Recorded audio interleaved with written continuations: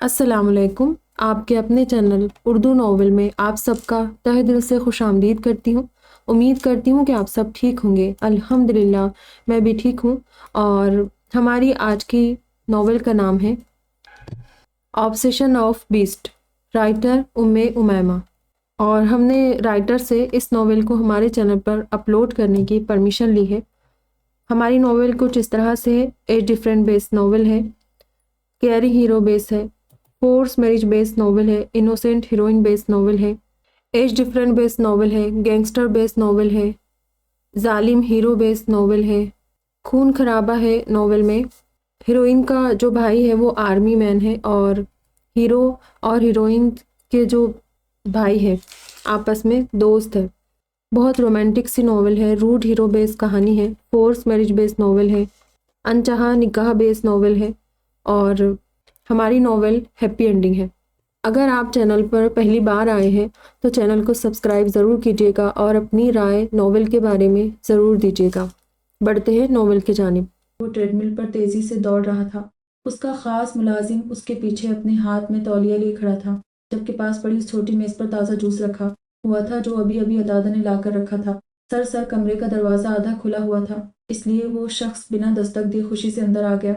उसके इस तरह आने पर जहां अदादा ने उसे घबरा कर देखा, वहीं ट्रेडमिल पर दौड़ता हुआ शख्स भी उस पर से उतरकर उसे देखने लगा। उसने काले रंग की बनियान पहनी हुई थी। उसका शरीर पूरी तरह पसीने से भीगा हुआ था, जिससे साफ लग रहा था वो काफी देर से अपने जिम रूम में एक्सरसाइज कर रहा है। उसके चॉकलेट ब्राउन बाल पसीने की वजह से माथे पर चिपके हुए थे, जबकि हेजल ब्राउन आंखें सामने मौजूद शख्स को देख रही थी। सर, आपने ये शर्ट मंगवाई थी ना? तो मैं ले आया। उसने शॉपिंग बैग में मौजूद सफेद रंग की शर्ट निकालकर उसे दिखाते हुए कहा, जो कि सिल्वर रैपर में पैक थी। उसे लग रहा था कि उसके इतने अच्छे काम पर सामने खड़ा उसका सर उसे कोई तो इनाम देगा, और वो सही था। इनाम तो उसे मिलना था, लेकिन अबीस्टर स्टाइल में। उसके इशारा करते हुए दादा उसके करीब चला गया और अपने हाथ में मौजूद तौलिया उसकी तरफ बढ़ाया। तुम्हें यहाँ काम करते हुए कितना वक्त हुआ है? भारी गंभीर आवाज उस जगह गूंजी। उसकी नजरें मुस्तकीम पर जमी हुई थी, जबकि हाथों से वो अपने सफेद बदन पर मौजूद पसीना तौलिए की मदद से साफ कर रहा था। एक हफ्ता। इस एक हफ्ते के अंदर मैंने तुमसे कितने काम करवाए हैं? सर, आपने मुझसे ये पहला काम करवाया है। अब की बार मुस्तकीम भी गड़बड़ा चुका था। मतलब पहला काम, पहली गलती और आखिरी दिन। उसके आखिरी दिन बोलते ही मुस्तकीम का जैसे सांस रुक चुका था। फिक्र मत करो, जिंदगी का आखिरी दिन नहीं कह रहा, काम का कह रहा हूँ। पहली गलती है, इसीलिए छोड़ रहा हूँ, वरना तुम मुझे जानते नहीं हो। आज के बाद मुझे तुम यहाँ पर नजर ना आओ। जूस का गिलास जो दादा ने उसे दिया था, उसमें से चंद घूंट लेकर उसने वापस रखा और वहां से चला गया। सर, इस शर्ट का क्या करूं? उसने अपने हाथ में मौजूद वो महंगी शर्ट उसकी तरफ बढ़ाई, लेकिन उसे उसने नहीं छुआ। जला दो, एक शब्द कहकर वो वहां से चला गया, जबकि मुस्तकीम हैरत से उसे देख रहा था। क्या हुआ? मुंह क्यों खुल गया? उसके कमरे से जाते ही अदादा ने मुस्तकीम को देखते हुए कहा, तो क्या खुश हूँ? मुझे बोला था 2 घंटे के अंदर अंदर ये शर्ट लाकर इन्हें दूं, चाहे कितने की ही क्यों न लेनी पड़े, और वो भी सिर्फ उसी से जिसने ये खरीदी थी। मैं उस आदमी को दोगुनी कीमत देकर ये शर्ट लाया, वो भी 1.5 घंटे में, और मुझे इनाम के बजाय नौकरी से निकाला जा रहा है, और बोल रहे हैं शर्ट जला दो।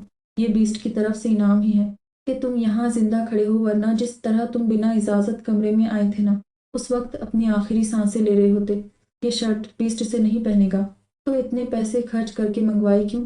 क्योंकि इस पर बीस्ट की नज़र पड़ चुकी थी, लेकिन शॉपकीपर ने कहा कि ये बिक चुकी है, इसलिए उसने ये शर्ट मंगवाई, क्योंकि उसे ये पसंद आ चुकी थी। और जो चीज़ उसे पसंद आ जाए तो वो उसे किसी को नहीं देता, और अगर कोई और उसकी पसंद की हुई चीज़ को ले ले तो न तो बीस्ट उसे खुद इस्तेमाल करता है, न ही दूसरे शख्स को करने देता है। उस शख्स को भी मार देगा जो उसकी चीज़ लेना चाहेगा, और अपनी पसंदीदा उस चीज़ को भी ख़त्म कर देगा अगर किसी ने हाथ लगाया होगा, लेकिन किसी को देगा नहीं। अदादा के कहने पर उसने अपने माथे पर आया पसीना साफ किया। अच्छा ही था जो बीस ने उसे नौकरी से निकाल दिया था। जो शख्स आधे खुले दरवाजे से बिना इजाजत आने पर जान से मार सकता है, वो बड़ी गलती पर क्या सजा देगा? उसकी पहली गलती माफ कर दी, लेकिन दूसरी वो माफ नहीं करता, बल्कि शायद माफी मांगने का मौका भी नहीं देता। कमरे में दाखिल होते ही एयर कंडीशनर की ठंडी हवा उसके वजूद से टकराई। कमरे की हर चीज एसी की कूलिंग से ठंडी हो रही थी। वो सीधा अपने वॉशरूम में चला गया और वॉशरूम में ही बनी वार्डरोब को खोला, जिसके खुलने पर उसमें लाइट्स जलती थी। उसने अपना सूट निकाला, जब नजर वार्डरोब में रखे सफेद दुपट्टे पर गई। वो चंद लम्हे उस दुपट्टे को देखता रहा, और फिर उस दुपट्टे को उठाकर उसने उस पर अपने होंठ रख दिए। کانوں میں وہی معصوم سی بچوں جیسی آواز گونجنے لگی، دعا کرو کہ ہماری ملاقات پھر نہ ہو، کیونکہ اگر ہو گئی تو تمہیں اس بیست کی قید سے کوئی نہیں بچا سکتا۔ تم میری محبت ہو، اور دعا کرو یہ محبت محبت ہی رہے۔ اگر تم میرا جنون، میرا پاگل پن بن گئی نہ تو تمہیں مجھ سے کوئی دور نہیں کر سکے گا، پھر تمہیں ساری عمر بیسٹ کی قید میں ہی رہنا ہوگا۔ دعا کرو کہ ہم پھر کبھی نہ ملیں، کیونکہ تمہاری نازک جان مجھے جھیل نہیں پائے گی۔ تمہاری اور میری دنیا الگ ہے، اور میں تمہیں اپنی اس دنیا میں نہیں لانا چاہتا۔ بس شرط صرف یہ ہے کہ ہم پھر کبھی نہ ملیں۔ اس دوپٹے پر نظریں جمائے وہ سرگوشی بھرے انداز میں کہہ رہا تھا، لیکن دل میں یہی خواہش تھی کہ وہ دوبارہ مل جائے۔ اس لڑکی کو ڈھونڈنا بیسٹ کے لیے مشکل نہیں تھا، لیکن اس نے اسے کبھی نہیں ڈھونڈا تھا، کیونکہ وہ نہیں چاہتا تھا کہ وہ معصوم اس خون خرابے والی دنیا میں آئے۔ ہاں، لیکن اگر اسے دوبارہ وہ ملی تو وہ اسے کسی قیمت پر نہیں چھوڑے گا۔ اگر قدرت نے اس لڑکی کو اس کے لیے رکھا تو وہ اسے ضرور ملے گی، اور پھر بیسٹ کی ہی رہے گی۔ عہد میرا بچہ، تم باپ بن گئے ہو ماشاء اللہ سے، بیٹی ہوئی ہے۔ اس کے فون اٹھاتے ہی زہرا بیگم نے خوشی سے بھرے لہجے میں کہا، جبکہ دوسری طرف تو وہ ان کی بات سن کر شاکڈ ہو چکا تھا۔ آپ سچ کہہ رہی ہے ماں، کیا میں واقعی؟ خوشی سے اس کے الفاظ ادا نہیں ہو پا رہے تھے۔ ہاں میرا بچہ، تم بس جلدی سے آ جاؤ۔ کریم کیسی ہے؟ وہ ٹھیک تو ہے نا؟ وہ بھی بالکل ٹھیک ہے، بس یہاں تمہارا ہی انتظار ہے۔ آپ فکر مت کیجیے، میں جلدی آنے کی پوری کوشش کروں گا۔ اس کی آواز بھیگ چکی تھی، اور زہرا بیگم جانتی تھی کہ وہ اس وقت رو بھی رہا ہوگا۔ اس کی آنکھوں سے خوشی کی وجہ سے آنسو گر رہے ہوں گے۔ اسے دعائیں دے کر انہوں نے فون رکھ دیا۔ کیا ہوا عہد بھائی، آپ رو رہے؟ کیپٹن شاداب نے اس کے پاس آ کر کہا، جس پر اس نے مسکراتے ہوئے اپنے آنسو صاف کیے۔ میں باپ بن گیا شاداب، میری بیٹی ہوئی ہے۔ خوشی اس کے لہجے سے پھوٹ رہی تھی۔ اس کا دل چاہ رہا تھا کہ وہ ہر کسی کو اپنی اس خوشی کی خبر میں شریک کرے۔ آپ سچ کہہ رہے؟ مطلب کیپٹن عہد کی بیٹی ہوئی ہے؟ شاداب، میری بیٹی ہوئی ہے۔ خوشی اس کے چہرے سے ہی جھلک رہی تھی۔ بس اب اسے تو اس بات کا انتظار تھا کہ جلدی سے وہ یہ مشن کمپلیٹ کر کے اپنی بیوی اور بیٹی کے پاس چلا جائے۔ روحیہ، کیا دیکھ رہی ہو؟ روحیہ کب سے زہرا بیگم کی گود میں موجود کمبل میں لپٹی اس بچی کو دیکھ رہی تھی، اور اس کے لگاتار اسی طرح سے دیکھنے پر حریم نے فکرمندی سے اسے دیکھتے ہوئے کہا، اس وقت ہاسپٹل کے کمرے میں حریم کے ساتھ اس وقت بس وہ دونوں ہی موجود تھی۔ میں کچھ سوچ رہی ہوں۔ تم بھی سوچتی ہو؟ خیر، کیا سوچ رہی ہو؟ زہرا بیگم نے ایک نظر اپنی بیٹی کو دیکھ کر دوبارہ نظریں اپنی پوتی کی طرف کر لی۔ میں یہ سوچ رہی ہوں کہ یہ پیدا کیسے ہوئی۔ روحیہ جیسے سارے بچے پیدا ہوتے ہیں، یہ بھی ویسے ہی پیدا ہوئی ہے۔ ماں، میری دوست بتا رہی تھی کہ جب میاں بیوی ایک ساتھ ہوتے ہیں نا، جب بیبی پیدا ہوتے ہیں، لیکن بھائی تو 1 مہینے سے مشن پر گئے ہوئے ہیں، تو یہ پیدا کیسے ہوئی؟ اس نے الجھن بھرے انداز میں کہا۔ اس کا چہرہ دیکھ کر حریم نے اپنی ہنسی دبائی، جبکہ زہرا بیگم نے زور سے اس کا کان کھینچا۔ ماں، کیا کر رہی ہے؟ چھوڑے، کون سی دوست ہے جو یہ الٹی سیدھی پٹیاں پڑھا رہی ہے تمہیں؟ ذرا مجھے نمبر دو اس کا، میں بھی تو پوچھوں کہ میاں بیوی کے ساتھ ہونے سے ایسا کیا ہوتا ہے جو بچے پیدا ہو جاتے ہیں۔ زہرا بیگم کے سخت لہجے سے اسے یہ تو اندازہ ہو گیا تھا کہ اس نے کچھ غلط بول دیا ہے، لیکن کیا غلط بولا یہ اسے سمجھ نہیں آئی تھی۔ اس نے تو وہی کہا تھا جو اس کی دوست نے اسے بولا تھا۔ اس نے ایک نظر بیڈ پر لیٹی حریم کو دیکھا جو اپنی مسکراہٹ دبا رہی تھی، اور پھر ایک نظر زہرا بیگم کو جو اپنی گود میں موجود اپنی روتی ہوئی پوتی کو چپ کروا رہی تھی۔ زہرا بیگم نے اسے ڈانٹ دیا تھا، مطلب اب ان کے سامنے یہ بات کرنے سے اگلی دفعہ مار بھی پڑ سکتی ہے، تو اس لیے اب یہ بات اسے حریم سے پوچھنی تھی تاکہ اس کی کنفیوژن ختم ہو۔ آبسیشن آف بیسٹ امامہ کس نمبر 2 زہرا بیگم کے کمرے سے جاتے ہی اس نے روحیہ کو اپنے قریب بلایا۔ تمہارا ایڈمیشن ہو گیا، پاپا سے کہا تھا، انہوں نے کہا تھا آج ہم جائیں گے اور میں فارم لے آؤں گی، لیکن بیبی کی وجہ سے پروگرام چینج ہو گیا۔ اس نے خاٹ میں لیٹی بیبی کی طرف اشارہ کیا۔ بہت خوشی ہو رہی ہے تمہیں کالج جانے کی؟ ہاں بھابھی، خوشی تو بہت ہو رہی ہے۔ اب سب کو پتہ چلے گا روحیہ بڑی ہو گئی ہے، کالج میں جانے سے بڑے ہو جاتے ہیں۔ اچھا، مجھے بتائے نا، ماں نے ڈانٹا کیوں؟ کیا میں نے کچھ غلط کہا تھا؟ میں نے تو وہی بولا تھا جو عائشہ نے مجھے بتایا تھا۔ اس کی سوئی پھر سے وہی اٹک چکی تھی۔ روحیہ، میاں بیوی کا رشتہ سب سے الگ ہوتا ہے، وہ ایک دوسرے سے پیار کرتے ہیں۔ پیار تو ہم سب ایک دوسرے سے کرتے ہیں، بیوی اور شوہر کے جیسا پیار اور کسی رشتے میں نہیں ہوتا۔ ان کے پیار کرنے کا طریقہ الگ ہوتا ہے۔ اس نے دبے شبدوں میں اسے بات سمجھانی چاہی، لیکن وہ روحیہ تھی جسے سیدھی کہی ہوئی بات ٹھیک سے سمجھ نہیں آتی تھی، تو یہ دبے شبدوں کی بات کیسے سمجھ آتی؟ چھوڑو ان باتوں کو، بقول تمہارے، تم اب بڑی ہو چکی ہو تو تم خود ہی ان باتوں کو سمجھ جاؤ گی۔ حریم نے پیار سے اس کا گال تھپتھپاتے ہوئے کہا۔ اجازت ملتے ہی وہ اندر کمرے میں داخل ہوا، جہاں کمرے میں نائٹ بلب کی ہلکی سی روشنی جل رہی تھی۔ پورے کمرے میں ایسی کی ٹھنڈک کے ساتھ ساتھ سگریٹ کا دھواں بھی پھیلا ہوا تھا، جس سے یہ بات ظاہر ہو رہی تھی کہ یہ عمل کافی دیر سے چل رہا تھا۔ سر معید کا پتہ چل گیا ہے۔ عدادہ کے کہنے پر اس نے اپنی بند آنکھیں کھولی اور انگلیوں میں دبی سگریٹ ایش ٹرے میں پھینکی۔ کہاں ہے وہ؟ سعودی عرب میں۔ آپ کہیں تو اسے یہاں لے آؤ۔ نہیں، میں خود وہاں جاؤں گا۔ صبح ہونے سے پہلے میرے وہاں جانے کا سارا انتظام کرو۔ Okay sir. اپنا سر ہلا کر وہ اس کے کمرے سے نکل گیا۔ میں اسے کیسے اٹھاؤں؟ گر گئی تو؟ اس نے خاٹ میں لیٹی اس بچی کو دیکھتے ہوئے کہا جو رو رہی تھی، اور روحیہ اسے اٹھانے کی کوشش کر رہی تھی۔ زہرہ بیگم اس وقت کمرے میں موجود نہیں تھی، اس لیے یہ کام اس کے ذمہ تھا کہ اس روتی ہوئی بیبی کو اٹھا کر اس کی ماں کو دے دے۔ آپ خود اٹھا لے، مجھ سے گر جائے گی۔ بھابھی، مجھ سے اٹھا نہیں جا رہا ہے، تم اسے اٹھاؤ، نہیں گرے گی۔ بس جیسے میں بتا رہی ہوں ویسے اٹھاؤ، نرمی سے کہہ کر وہ اسے بیبی کو پکڑنے کا طریقہ بتانے لگی۔ کتنی ہلکی ہے یہ۔ بیبی کو گود میں لیتے ہی اس نے بچوں جیسی خوشی لیے حریم کی طرف دیکھا، جبکہ اس کے انداز پر حریم کو بے ساختہ ہنسی آ گئی۔ اس نے بیبی کو حریم کی گود میں دے دیا اور خود واپس جا کر بیٹھ گئی۔ یہ منظر سعودی عرب میں بنے ایک ہوٹل کے روم کا تھا، جہاں وہ شخص لائٹ آف کے مزاح سے سو رہا تھا، جب سوتے میں اسے کسی کی بھاری گمبھیر آواز سنائی دی، جسے پہلے تو اس نے اپنا وہم سمجھا، لیکن بعد میں دوبارہ وہ آواز جب مزید سختی سے سنائی دی تو اس نے جھٹکے سے اپنی جگہ سے اٹھ کر لائٹ آن کر دی۔ لائٹ آن کرتے ہی نظر سب سے پہلے وہاں رکھی کرسی پر بیٹھے شخص پر گئی، جو اپنے دونوں پاؤں ٹیبل پر رکھے اپنا سر کرسی سے ٹکائے اسے ہی دیکھ رہا تھا۔ ہیلو محیط بیسٹ، تم یہاں جہاں تم وہاں، میں آخر کب تک چھپتے تم مجھ سے؟ نہ نہیں، میں کیوں چھپوں گا؟ اس نے اپنے لہجے کو مضبوط بنانے کی کوشش کی۔ ہاں، تم کیوں چھپو گے مجھ سے؟ تم نے کون سا کوئی غلط کام کیا ہے؟ تم نے کون سا کسی کا ریپ کیا ہے؟ پاؤں ٹیبل سے نیچے کر کے اس نے رہسیائی انداز میں کہا، جبکہ اس کے کہنے پر محیط کے ماتھے پر پسینے کے قطرے نمایاں ہو چکے تھے۔ بیسٹ سب جانتا تھا، تو پھر اس سے کچھ چھپانے کا کیا فائدہ؟ دیکھو بیسٹر، مجھے معاف کر دو، میں آئندہ کسی کے ساتھ یہ سب نہیں کروں گا۔ میں نے بس اس لڑکی کو دیکھا اور میں بہک گیا، مجھے معاف کر دو، دوبارہ ایسی غلطی نہیں ہوگی، میں دوبارہ کا موقع ہی نہیں دوں گا۔ اس کے چہرے پر مسکراہٹ تھی، دلکش مسکراہٹ، لیکن محیط کو اس وقت اس کی مسکراہٹ سے خوف آ رہا تھا۔ بیس نے سائڈ ٹیبل پر رکھی وہ نکیلی چیز اٹھائی، جسے دیکھ کر محیط کا سانس رک چکا تھا۔ یہ اس نے سائڈ ٹیبل پر کب رکھی؟ شاید جب وہ یہاں آیا تھا۔ اس کے ہاتھ میں موجود وہ چیز دیکھ کر محیط نے اپنے ہاتھ اس کے سامنے جوڑ دیے، جبکہ اس کی نظریں چاروں طرف گھوم رہی تھی۔ کیا پتہ کوئی ایسی چیز مل جاتی جس سے وہ بیسٹ کا مقابلہ کر سکتا، لیکن اس وقت کمرے میں کوئی چیز ایسی نہیں تھی۔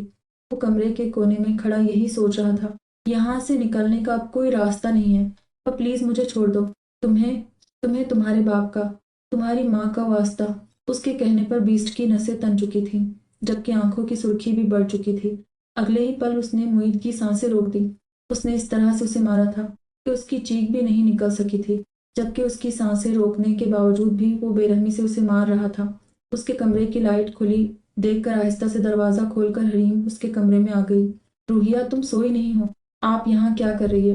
ماں نے کہا تھا آپ کو آرام کروانا ہے، کچھ چاہیے تھا تو مجھے بلا لیتی۔ اس کی بات پر حریم مسکراتے ہوئے اس کے پاس بیٹھ گئی۔ 3 دن پہلے ہی وہ ہاسپٹل سے آئی تھی۔ میں ٹھیک ہوں، کمرے میں پانی نہیں تھا، تو وہی لینے آئی تھی۔ تمہارے کمرے کی لائٹ آن دیکھی تو یہاں آ گئی۔ کیا کر رہی ہو؟ میں سٹوری پڑھ رہی تھی۔ کون سی؟ Beauty and the beast. Ruhiya نے سٹوری بک اس کے سامنے رکھی۔ اس کتاب میں سٹوری کے ساتھ ساتھ کارٹون سٹائل میں تصویریں بھی موجود تھیں۔ تم تو کہہ رہی تھی اب تم فرسٹ ایئر میں جاؤ گی، تو اب تم بڑی ہو گئی ہو، لیکن پھر بھی یہ بچوں والی کہانی پڑھ رہی ہو۔ بھابھی، یہ سٹوری مجھے بہت پسند ہے، اور پتہ ہے میں کیا سوچتی ہوں کہ میری بھی لائف میں کوئی بیسٹ آئے گا اور وہ مجھے قید کرے گا۔ روحیہ میری جان، یہ ساری باتیں صرف کہانیوں میں اچھی لگتی ہیں، حقیقت میں ایسا کچھ نہیں ہوتا اور ہونا بھی نہیں چاہیے۔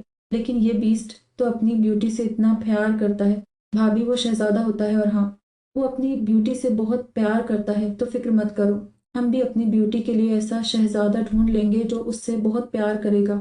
اس نے روحیہ کے بھرے بھرے گالوں کو کھینچتے ہوئے کہا، جبکہ اس کی بات سن کر وہ شرما کر اپنا چہرہ تکیے میں چھپا چکی تھی۔ اچھا، اب سو جاؤ، پھر صبح ایڈمیشن کے لیے بھی تو جانا ہے۔ اس کے کہنے پر وہ اپنا سر ہلا کر وارڈروب سے نائٹ سوٹ نکال کر واش روم میں گھس گئی۔ آبسیشن آف بیسٹ میں امامہ، قسط نمبر 3، یہیں رکو بیٹا، مجھے بس 15 منٹ لگیں گے، میں ابھی آ رہا ہوں۔ اس کے کالج سے باہر آتے ہی حسین صاحب نے موبائل اپنی جیب میں رکھ کر کہا، لیکن آپ کہاں جا رہے ہیں؟ بس ابھی آ رہا ہوں۔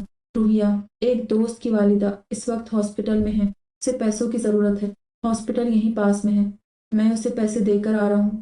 ٹھیک ہے، آپ جائے، بس جلدی آ جائے گا۔ यहीं रहना, मैं बस 15 से 20 मिनट में आ जाऊंगा और आयशा को कहना जब तक मैं नहीं आ जाता वो आपको छोड़कर नहीं जाएगी। उनके कहने पर उसने अपने सर को जंबिश दी और वापस कॉलेज के अंदर चली गई। आयशा ने अभी तक उसकी वजह से एडमिशन नहीं लिया था। उसका कहना था कि इसी बहाने उन दोनों की मुलाकात हो जाएगी, क्योंकि मैट्रिक के प्रैक्टिकल के बाद से उन दोनों की कोई मुलाकात नहीं हुई थी। कॉल पिक करते हुए दादा ने उसे सलाम किया। टाइम क्या हो रहा है दाद? उसके सवाल पर दाद ने हैरत से घड़ी की जानिब देखा। क्या उसने टाइम पूछने के लिए फ़ोन किया था? सर 10 बजने में 2 मिनट बाकी है। कहाँ हो तुम इस वक्त? घर पर हूँ। मैंने तुम्हें क्या कहा था कि 10 बजे तुम्हें मुझे पिक करना है? उसके कहने पर दाद ने अपने सर पर हाथ मारा। सर वो मैंने सुना था कि आपकी फ़्लाइट लेट हो गई है। उसने कमज़ोर सा बहाना बनाया, क्योंकि ये बात वो उसे बताकर अपनी शामत नहीं बुलवाना चाहता था कि अपने सर को वापस लाना वो भूल गया था। बहाने बनाने के बजाय यहाँ आओ, एड्रेस भेज रहा हूँ तुम्हें, और 5 मिनट में तुम यहाँ नहीं पहुँचे तो मेरे कत्ल की लिस्ट में अगला नाम तुम्हारा होगा। जी सर, मैं बस आ रहा हूँ। उसने जल्दी से फ़ोन रखा और घर से निकल गया। अगर 5 मिनट से 1 मिनट भी ऊपर हो जाता तो बीस्ट वाकई में अगला नंबर उसका ले आता। रूहिया ये मेरी दोस्त और मेरी कज़िन है, और अब ये भी हमारे साथ इसी कॉलेज में एडमिशन ले रही है। उसके करीब आते ही आयशा ने अपने बराबर खड़ी लड़की का उससे तारुफ करवाया। ये कितनी प्यारी है, जितना सुना था आप उससे ज्यादा प्यारी हो। उसे देखते ही हमनाह ने कहा, जबकि अपने लिए तारीफ सुनकर उसने मुस्कुराते हुए नजरें झुका ली। आप आयशा की दोस्त हो तो फिर मेरी भी हो। बिल्कुल, और अब इंशाल्लाह आपसे अगली मुलाकात क्लास में होगी। आयशा और उसके साथ विदाई के शब्द अदा करके वो कॉलेज से चली गई, क्योंकि बाहर उसका भाई उसका वेट कर रहा था। तुम वापस क्यों आ गई? पापा को इमरजेंसी में जाना पड़ गया, इसलिए उन्होंने मुझे कहा कि मैं वापस अंदर चली जाऊँ, और ये बात भी कही कि आयशा से कहना जब तक मैं वापस नहीं आ जाता आयशा मुझे छोड़कर नहीं जाएगी। अच्छा, कितना टाइम लगेगा उन्हें आने में? 15 से 20 मिनट कहे थे। अच्छा, तो जब तक हम सामने बने कैफे में होकर आए। उसके कहने पर रूहिया ने हैरान नजरों से उसे देखा। आयशा, क्या हो गया है? हम वहाँ कैसे जा सकते हैं? हम कौन सा मुल्क छोड़कर जा रहे हैं? बस कैफे में चलते हैं। तुम कुछ लेना चाहो तो ले भी लेना। वैसे भी तुम आज तक कभी अकेले घर से बाहर भी तो नहीं गई हो। उसका हाथ पकड़कर वो उसे बाहर की जानिब ले जाने लगी, जब रूहिया ने अपना हाथ उसकी गिरफ्त से छुड़ा लिया। नहीं, मुझे कहीं नहीं जाना। माँ को पता चला तो डांट पड़ेगी। पापा जब आएंगे तो जब तुम्हें चलना हो तो वो हमें ले जाएंगे। रूहिया, जिंदगी में थोड़ा तो एडवेंचर लाओ। मुझे नहीं जाना आयशा। तुम्हें इतना शौक है तो तुम चली जाओ। तुम क्या मेरी बात नहीं मानोगी? नहीं, तुम्हें अंकल आंटी की कसम, तुम ऐसा नहीं कर सकती हो। कसम वापस लो, मैं ऐसा कर चुकी हूँ और मैं वापस नहीं लूंगी। ऐसे मौके बार बार नहीं मिलते। आज पहली बार मुझे मौका मिला है तुम्हारे साथ बाहर जाने का, तो मैं फ़ायदा क्यों नहीं उठाऊं? उसकी नम आंखों को नज़रअंदाज करके वो उसका हाथ पकड़े उसे बाहर की जानिब लेकर चली गई। कहाँ हो तुम इस वक्त? कॉल पिक करते ही संजीदा सी आवाज़ उसे सुनाई दी। लाहौर। अच्छा, लाहौर में हो, लेकिन कहाँ से आ रहे हो? सऊदी अरब क्या करने गए थे? डैड जब जानते तो फिर क्यों पूछ रहे हैं? क्योंकि तुम्हारी इन हरकतों से मैं तंग आ चुका हूँ। तैमूर साहब की गुस्से से भरी आवाज़ उसे सुनाई दी, जिसे सुनकर गहरा सांस लेकर वो अपनी जगह से और कैफे से बाहर आ गया। इसमें तंग आने वाली क्या बात है? बल्कि आपको तो अब इस सब की आदत हो जानी चाहिए। तुम क्यों ऐसे काम करके मुझे गुस्सा दिलाते हो? वो जितने गुस्से से कह रहे थे, दूसरी तरफ मौजूद शख्स उतने ही इत्मीनान से खड़ा था। चलो, हमने कैफे देख लिया, अब चलते हैं। कैफे के करीब आते ही उसने कहा, और वापस कॉलेज जाने लगी। वैसे भी कॉलेज और कैफे आमने सामने ही बने थे। रुको, क्या हो गया है? रूहिया, मैं तुम्हें बता रही हूँ आयशा, अगर माँ को इस बारे में पता चला तो मैं तुमसे दोस्ती खत्म कर लूंगी। मुझे डर लग रहा है। मैं ऐसे कभी पापा या भाई के बिना नहीं आई। देखो, मेरा दिल भी कितना तेज धड़क रहा है। उसने खुद ही अपना हाथ अपने दिल पर रख लिया, जो मामूल से ज्यादा तेज धड़क रहा था। उफ अल्लाह, डरपोक, जाओ तुम कॉलेज। तुम नहीं चलोगी? नहीं, मुझे भूख लग रही है, मैं कुछ खाऊंगी। तुम चली जाओगी या मैं छोड़ कर आऊं? मैं चली जाऊंगी, सामने ही तो है। उसकी बात सुनकर आयशा अपना सर हिलाकर कैफे में चली गई, जबकि वो खुद भी गहरा सांस लेकर कॉलेज जाने के लिए मुड़ी, जब नजर सामने खड़े शख्स की तरफ उठी जो इस वक्त फोन पर किसी से बात कर रहा था। सफेद शर्ट के साथ उसने ब्लैक जीन्स और जैकेट पहन रखी थी। उसकी नजरें सामने खड़े शख्स की जैकेट पर मौजूद थी, जहां कुछ अलग सा नजर आ रहा था। उसने हर तरफ देखा। कैफे और कॉलेज के अलावा इस जगह में बस एक वीरान बिल्डिंग मौजूद थी, और वहां पर एक आदमी बंदूक का निशाना इस शख्स की तरफ किए बैठा था। बिल्डिंग में छुपे इस आदमी का सिर्फ सर दिख रहा था। जबकि ये मंजर देखते ही उसका जहन तेजी से चलने लगा, और वो भागने के अंदाज में खुद से चंद कदम दूर शख्स की तरफ बढ़ी और उसे धक्का दे दिया। गोली चली थी जिस पर चिल्लाई थी। वो बच चुका था, लेकिन उसके बाजू पर लग चुकी थी। बंदूक पर शायद साइलेंसर लगा हुआ था। आप ठीक है? अदादा भागता हुआ उसके करीब आया। वो अभी अभी यहाँ पर आया था और यकीनन यहाँ का सारा मंजर देख चुका था। इस आदमी को पकड़ो, यकीनन वो बिल्डिंग में है। दाद से कहकर वो रोती हुई रूहिया की जानिब बढ़ा। उसके बाजू से खून निकल रहा था और पहने हुए सफ़ेद कपड़े भी खून में रंग रहे थे। बच्चे, रोने की ज़रूरत नहीं है, कुछ नहीं हुआ, मैं तुम्हें अभी हॉस्पिटल ले जाऊंगा। मम्मा, तकलीफ की वजह से उसकी आंखों से तेजी से आंसू बह रहे थे। माँ, ये तकलीफ इस नाजुक वजूद के लिए बहुत ज्यादा थी। जब ये तकलीफ बर्दाश्त न करते हुए वो बेहोश हो चुकी थी। आसपास लोगों का रश लगना शुरू हो चुका था। जिन्हें नजरअंदाज करके उसने रूहिया को अपनी बाहों में उठाया और उसे लेकर गाड़ी की तरफ चला गया जो अदादब यहाँ लाया था। रूहिया का पहना सफेद दुपट्टा उसने उसके बाजू पर बांध दिया, क्योंकि इस वक्त उसके पास ऐसी कोई चीज नहीं थी जिसे वो उसके खून रोकने के लिए उसके बाजू पर बांध देता। ऑब्सेशन ऑफ बीस टू में उमामा किस्त नंबर 4 कौन है वो लड़की?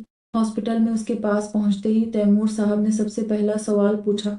उनकी आवाज़ सुनकर उसने चौंक कर सर उठाया और फिर उनके पीछे खड़े अदादब को घूरने लगा। जबकि उसके ऐसा करते ही अदादा ने अपनी नज़रें झुका ली। उसे मत देखो, आने में देर हो गई थी तो इसलिए मैंने खुद उसके पास फ़ोन किया था। तुम मुझे बताओ वो लड़की कौन है, उसका नाम क्या है? अब कैसी है डैड? मैं नहीं जानता वो लड़की कौन है। इस वक्त वो बेहोश है और जब होश में आएगी तो सबसे पहले उसका नाम पूछूंगा। आप यहाँ क्या करने आए हैं? दाद के बताने पर तुम्हारी फिक्र हो रही थी तो यहाँ चला आया। मुझे उस लड़की का शुक्रिया अदा करना है जिसने मेरे बेटे की जान बचाई। मेरी जिंदगी और मौत अल्लाह के हाथ में है। इस लड़की ने मेरी जान नहीं बचाई, वो बस एक जरिया बनी थी। गोली किसने चिल्लाई? उनके पूछने पर उसने दाद की तरफ सवालिया नजरों से देखा। सर, वो आदमी पकड़ा गया। इस वक्त वो टॉर्चर सेल में है। वो आदमी पकड़ा गया है। इस वक्त वो टॉर्चर सेल में है, जहां पर मैं उसे टॉर्चर करके ये बात जान लूंगा कि गोली उसने किसके कहने पर चिल्लाई थी। लेकिन कोई ऐसा क्यों करेगा? मेरी कौन सी किसी से कोई दुश्मनी है? उसकी बात पर तैमूर साहब ने आंखें छोटी करके उसे घूरा। तुम्हारे पास कोई एक वजह नहीं है दुश्मनी की। सबसे पहली वजह, तुम सियासतदान तैमूर काजमी के बेटे हो, और दूसरी वजह जो सबसे बड़ी है, जिसे हर कोई जानता है, वो ये कि तुम बीस्ट हो जिसे ये डर नहीं है कि वो खुलेआम लोगों को मारता फिरता है। अगर तुम अभी तक बचते आए हो तो इसकी वजह यह है कि पुलिस को आज तक तुम्हारे खिलाफ सबूत नहीं मिला है, मिलेगा भी नहीं। आपको तो खुश होना चाहिए कि आपका बेटा इतनी सफाई से काम करता है, भीड़ में लोगों को मारता है, फिर भी आज तक किसी ने उसे नहीं पकड़ा, और ये बात आप भी जानते हैं। मैं सिर्फ उन्हीं लोगों को मारता हूँ जो मुजरिम होते हैं, जो जुल्म करते हैं, और ये कानून उन्हें उनके किए की सजा नहीं देता। उसकी बात पर तैमूर साहब ने अफसोस से उसे देखा। तुम जानते हो जहान, तुम्हारे इस काम की वजह से मैं कितना परेशान रहता हूँ। हर वक्त ये ढड़का लगा रहता है कि तुम्हें कुछ न हो जाए। उनकी आवाज़ भीग चुकी थी। खैर, मुझे उस लड़की के पास लेकर चलो, मुझे उसे देखना है। उनकी बात पर अपना सर हिलाकर वो अपनी जगह से उठ खड़ा हुआ। बहुत कम उम्र लग रही है, उसे देखते ही तैमूर साहब ने कहा, लेकिन मैं इसका ये एहसान नहीं भूलूंगा। डॉक्टर ने क्या कहा है? कोई खतरे वाली बात तो नहीं है, गोली बस छूकर गुजरी थी और ये डरपोक लड़की उसी में बेहोश हो गई। एक कम उम्र लड़की से तुम और क्या उम्मीद रखते हो?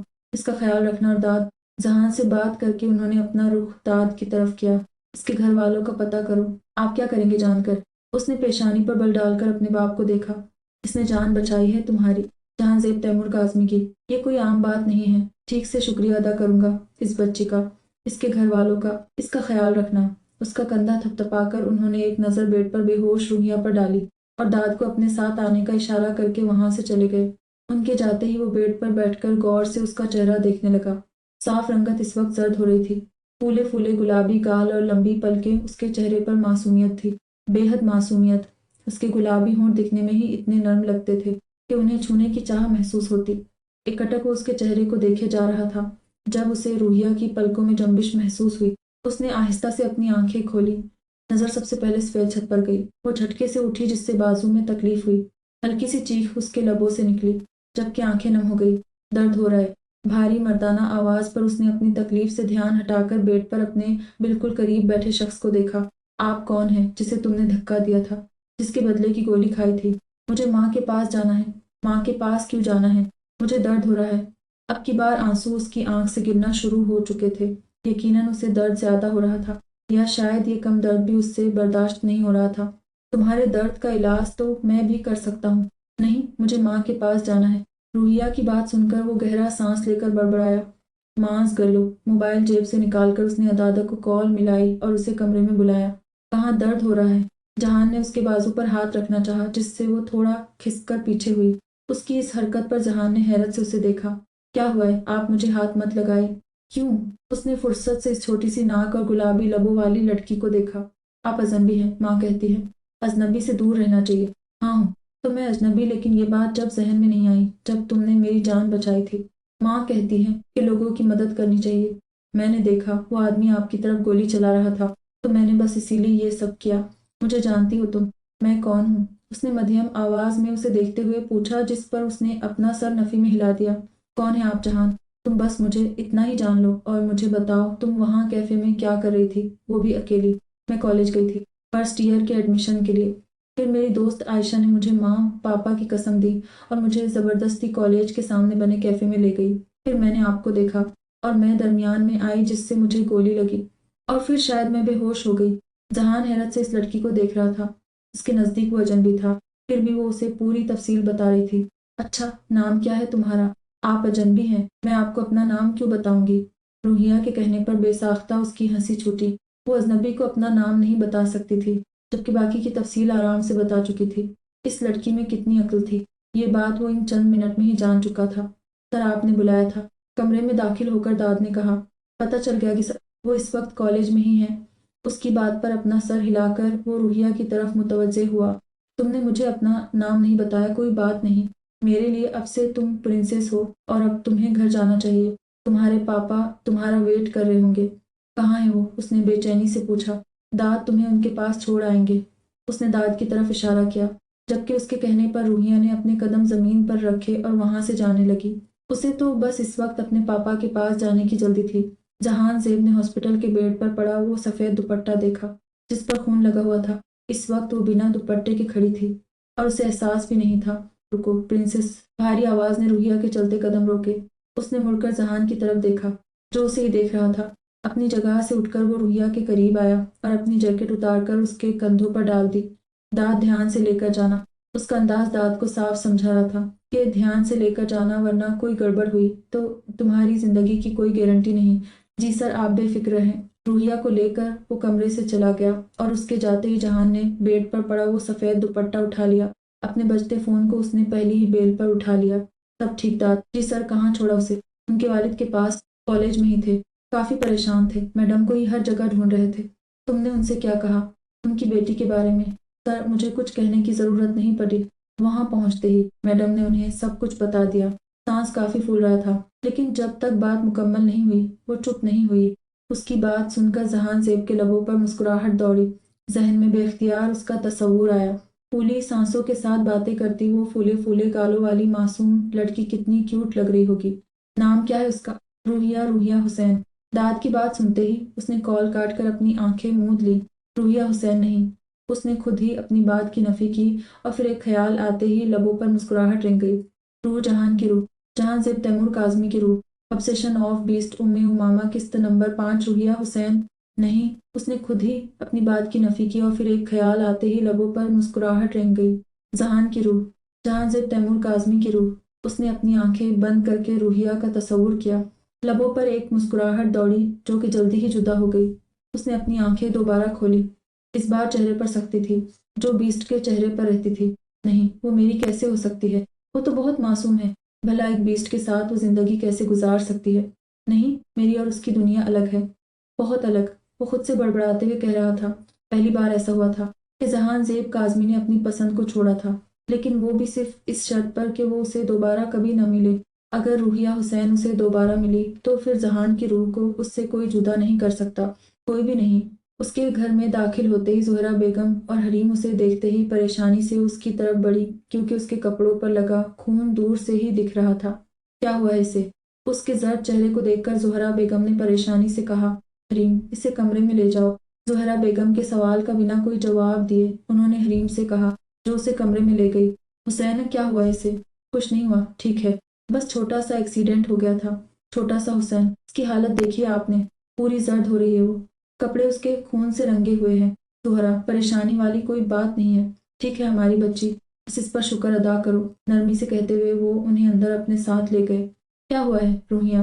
तुम्हारे साथ? उसे बेड पर बिठाकर हरीम ने फिक्रमंदी से कहा। छोटा सा एक्सीडेंट हो गया था, उसने अपने अंगूठे और पहली उंगली के पोरों को मिलाकर उसे बताया। ये बात हुसैन साहब ने उसे गाड़ी में ही बता दी थी कि ये बात किसी को नहीं बतानी कि तुम्हें गोली लगी है, बेवजह सब परेशान होंगे। उनकी ये बात सुनकर उसके चेहरे के तासुरात बिगड़े थे। वो जो कब से सोच रही थी कि सबको अपनी इस बहादुरी का किस्सा सुनाएगी कि रूहिया ने गोली खाई है, वो सारी सोचें डूब चुकी थी, क्योंकि पापा की बात भी तो माननी है।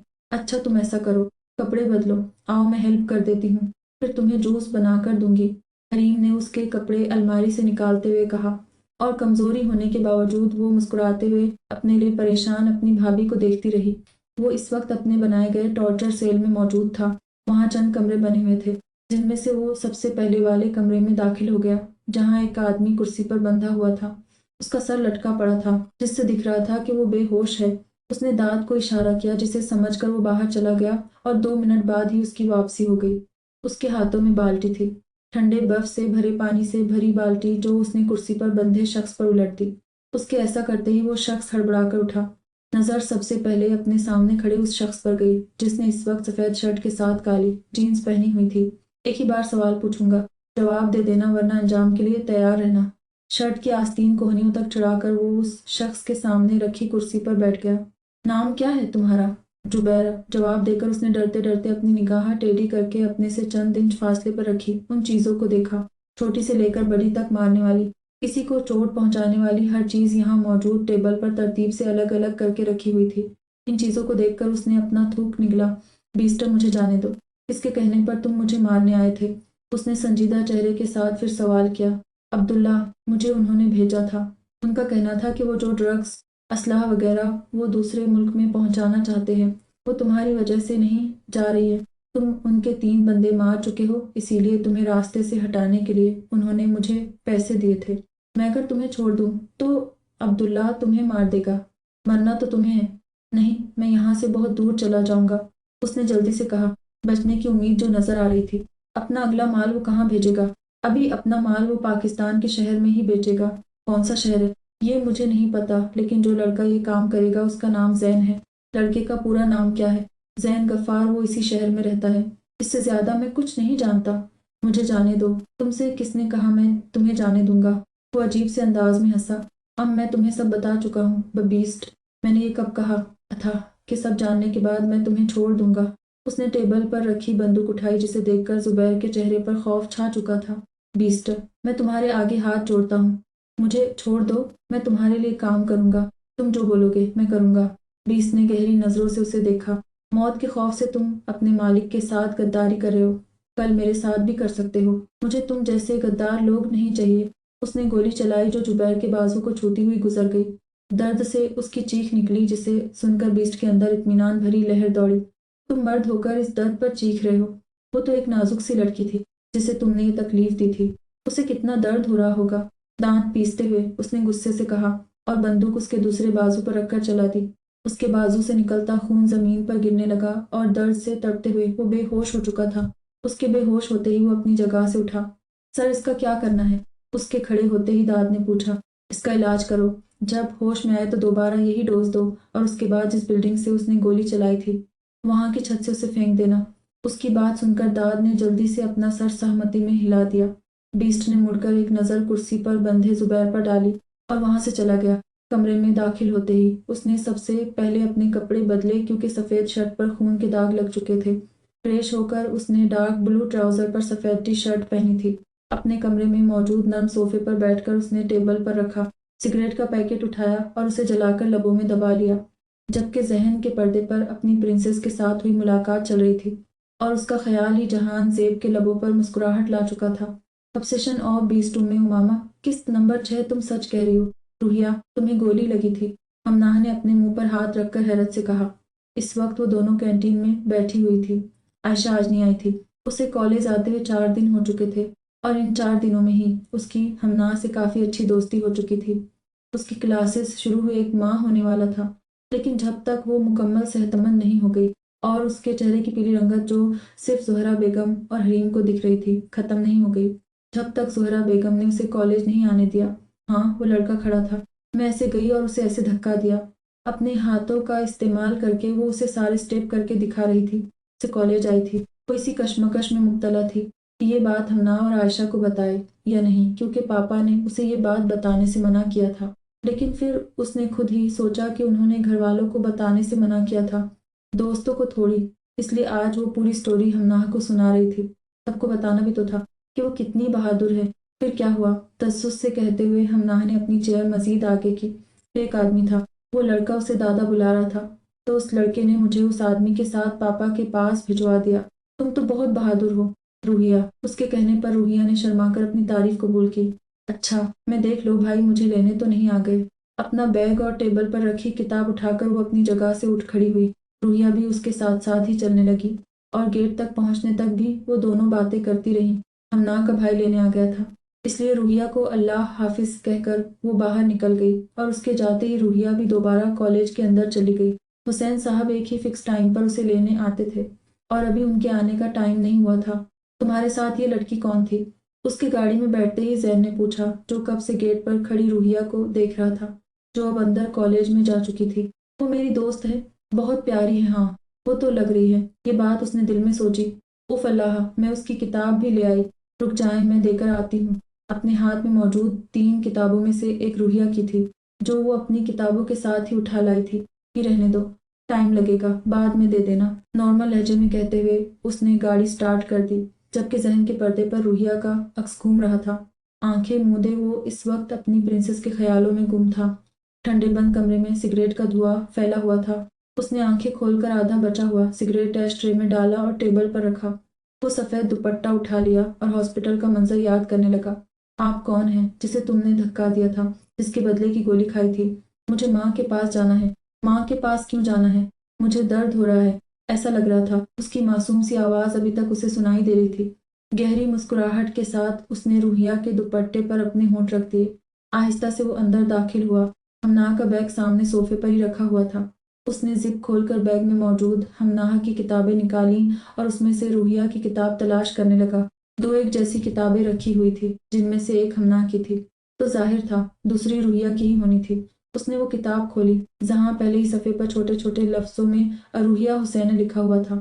اس نے مسکراتے ہوئے کتاب بند کر دی اور جس طرح آیا تھا اسی طرح باہر چلا گیا۔ اسے ایک بہانہ مل چکا تھا روحیہ سے ملنے کا۔ ہمنا تو خالہ کے گھر گئی ہے اور آج وہیں رہے گی، تو مجبوراً یہ کتاب مجھے ہی تمہیں دینی پڑے گی۔ مس روحیہ، اس نے اپنے ہاتھ میں موجود اس کتاب کو دیکھتے ہوئے کہا۔ باہر میں گیٹ پر چوکیدار بیٹھا ہوا تھا، جو اسے دیکھتے ہی گیٹ کھول چکا تھا۔ گھر میں داخل ہوتے ہی اس نے سب سے پہلے زہرا بیگم اور حسین صاحب کے کمرے کی طرف دیکھا۔ کمرے کی لائٹ آف تھی، یقیناً وہ دونوں سو رہے تھے۔ ویسے بھی رات کے 2 بج رہے تھے، ان سے اب اس کی ملاقات صبح ہی ہونی تھی۔ اپنے قدم اس نے روحیہ کے کمرے کی طرف بڑھا دیے۔ کمرے کی لائٹ آن تھی اور وہ بیڈ پر سو رہی تھی۔ وہ ہمیشہ لائٹ آن کر کے ہی سوتی تھی۔ عہد نے مسکراتے ہوئے اسے پیار بھری نظروں سے دیکھا اور اس کے قریب جا کر اس کی پوزیشن درست کرنے لگا۔ ایک پاؤں بیڈ پر جبکہ دوسرا زمین پر تھا، اور اس کا کمبل آدھا سے زیادہ زمین پر گرا پڑا تھا۔ عہد نے اسے ٹھیک سے لٹا کر اس پر کمبل درست کر کے ڈالا اور اس کے ماتھے پر اپنے ہونٹ رکھ کر اس کے کمرے میں نکل گیا۔ اب اس کا ارادہ اپنے کمرے کی طرف جانے کا تھا۔ اپنے کمرے کا دروازہ کھولتے ہی اس کے لبوں پر مسکراہٹ دوڑ گئی۔ کمرے میں پہلے کی نسبت اب زیادہ سامان تھا، بے لوشنا پاؤڈر، بیبی کھاٹ اور دیگر سامان موجود تھا، لیکن اتنا سامان ہونے کے باوجود بھی کمرے کی ہر چیز بہت سلیقے سے رکھی ہوئی تھی۔ آہستہ سے دروازہ بند کر کے وہ بیڈ پر لیٹی حریم کے قریب آیا، نرمی سے اس کے ماتھے پر اپنے ہونٹ رکھ دیے۔ حریم کو زہرا بیگم نے ایک پارٹی میں دیکھ کر پسند کیا تھا، اور اس نے خود بھی ان کی پسند پر سر جھکا دیا۔ البتہ دل میں یہ خیال ضرور آتا تھا کہ وہ لڑکی پتہ نہیں کیسی ہوگی، اس کا مزاج کیسا ہوگا، لیکن اس سے شادی ہوتے ہی سارے برے خیالات نے اس کا پیچھا چھوڑ دیا۔ حریم اس کی سوچ سے زیادہ اچھی تھی، ہر رشتے میں پرفیکٹ۔ دوسری سائڈ پر آ کر اس نے بیچ میں لیٹی اپنی بیٹی کو اٹھایا۔ وہ 1 مہینے کی تھی اور کافی زیادہ صحت مند تھی، دکھنے میں وہ بالکل روحیہ کی طرح تھی۔ پھولے پھولے گالوں والی وہ گڑیا اس وقت سو رہی تھی۔ اسے گود میں لے کر وہ پیار بھری نظروں سے دیکھنے لگا۔ آپ کب آئے؟ اس نے اپنا چہرہ موڑ کر دیکھا، جہاں نیند سے بھری آنکھیں بمشکل کھولے وہ عہد کو دیکھ رہی تھی۔ تھوڑی دیر پہلے۔ اسے جواب دے کر وہ دوبارہ سے اپنی بیٹی کو دیکھنے لگا۔ اس وقت یہ لمحہ اسے دنیا کا سب سے حسین لمحہ لگ رہا تھا۔ آگے کو سرک کر حریم اس کے قریب آئی اور اس کے کندھے پر اپنا سر رکھ لیا۔ مجھ سے ملے بھی نہیں، بس آتے ہی بیٹی کو اٹھا لیا۔ بیٹی کو پیار کر لو، پھر تم سے بھی اچھے سے مل لوں گا۔ عہد نے اس کے کان میں سرگوشی کی، جس پر اس نے مسکرا کر اپنی پلکیں جھکا لی۔ پیاری ہے نا؟ ہاں بالکل تمہاری طرح۔ جی نہیں، आप भी जानते हैं ये रूहिया की तरह है, मैं अभी तक पूछ ही नहीं सका इसका नाम क्या है। हुनैना, रूहिया ने रखा। और आपको पता है माँ और उसकी नाम रखने पर कितनी लड़ाई हुई थी। फिर पापा ने इतनी मुश्किल से उनकी लड़ाई खत्म करवाई और रूहिया ने उसका नाम हुनैन रख दिया। उनकी लड़ाई याद करके हरीम की हंसी छूटी। कोई बात नहीं, हम और लेकर आ जाएंगे ताकि अब उसका नाम माँ रख ले। अहद के शरारत से कहने पर हरीम ने घूरकर उसके मजबूत बाजू पर मुक्का रसीद किया, लेकिन जानती थी इससे सामने वाले को कोई फर्क नहीं पड़ेगा। खाना खाया आपने? लेकर आऊं? नहीं, तुम बस मेरे पास रहो, कपड़े तो चेंज कर ले। नहीं करने, इस वक्त बस मुझे सोना है। हुनैन को दोनों के बीच में लिटाकर उसने हरीम को अपने बाजू पर लिटा लिया और खुद भी सुकून से अपनी आंखें मूंद ली। जब से उसे हुनैन के इस दुनिया में आने की इत्तला मिली थी, तब से रोज उसे यही डर लगा रहता था कि वो वापस जा भी सकेगा या नहीं, अपनी बेटी को देख भी सकेगा या नहीं। लेकिन वो देख चुका था। अपनी आंखें बंद करके उसने दिल में खुदा का शुक्र अदा किया और अपनी सोई हुई बेटी को देखकर फिर से मुस्कुरा दिया। वो obsession of beast Umme Umama किस नंबर 7 बालों की ऊंची पोनी बनाए कॉलेज यूनिफॉर्म में वो अपना बैग पकड़े तेज कदमों से भागकर डाइनिंग रूम में आई, जहां बैठे शख्स को देखकर उसे सुखद हैरत हुई। आप कब आए? वो भागते हुए अहद के पास गई। वह जो अपना नाश्ता कर रहा था उसकी आवाज सुनकर मुस्कुरा उठा। घर में वह सुबह होते ही सबसे मिल चुका था, बस एक रूहिया ही बची थी जिससे वो अब मिल रहा था। मैं तो बहुत साल पहले आ गया था। हाँ मुझे पता है, आप बहुत साल पहले आ गए थे। उसने अबहद को लंबा खींचा। अब इतना भी बहुत मत करो। मैं करूंगी क्योंकि यही बात है, यही बात है। पता है माँ, कभी कभी तो मुझे भी लगता है मैं बहुत बड़ा हूँ, या फिर रूहिया मैडम कुछ ज्यादा छोटी है। जरा बाहर जाओ, हर कोई इन्हें मेरी बेटी समझता है। अहद ने उनके सामने अपने दुख का इजहार किया। बेटा, वो तुमसे बहुत छोटी। हुसैन साहब ने अखबार का सफ़ा पलटते हुए कहा। अब इतनी भी छोटी नहीं है। जी नहीं हूँ, पूरे 13 साल। रूहिया ने अपनी सारी उंगलियां उसे दिखाई। ये 10 हुई भाभी, 3 उंगली और दिखाएं। रूहिया ने अपने बराबर बैठी हरीम को देखते हुए कहा, जिस पर उसने अपनी मुस्कुराहट दबाकर रूहिया के साथ अपनी 3 उंगलियां मिला दी। लीजिए भाई, हो गई तेरा, और अब जल्दी से नाश्ता करें, फिर मुझे कॉलेज छोड़कर आएगा। आज मैं आपके साथ जाऊंगी। उसकी बात पर उसने अपना सर सहमति में हिला दिया और टेबल पर रखा अपना चाय का कप उठाकर होंठों से लगा लिया। अपने जिम रूम में मौजूद इस वक्त वह काफी देर से एक्सरसाइज कर रहा था और एक तरफ खड़ा दांत कब से उसका काम खत्म होने का इंतजार कर रहा था ताकि उसे वह बात बता सके जिसके लिए वह यहाँ खड़ा था। बोलो, क्या पता चला है? वहां खड़े मुलाजिम ने उसकी तरफ तौलिया बढ़ाया, जिससे वह अपने वजूद पर मौजूद पसीना साफ करने लगा। जैन का पता चल गया है। यकीनन वह अब्दुल्ला के लिए बहुत खास है। जब भी वह घर से बाहर निकलता है उसके साथ गार्ड्स होते हैं जो अब्दुल्ला ने रखवाए हैं।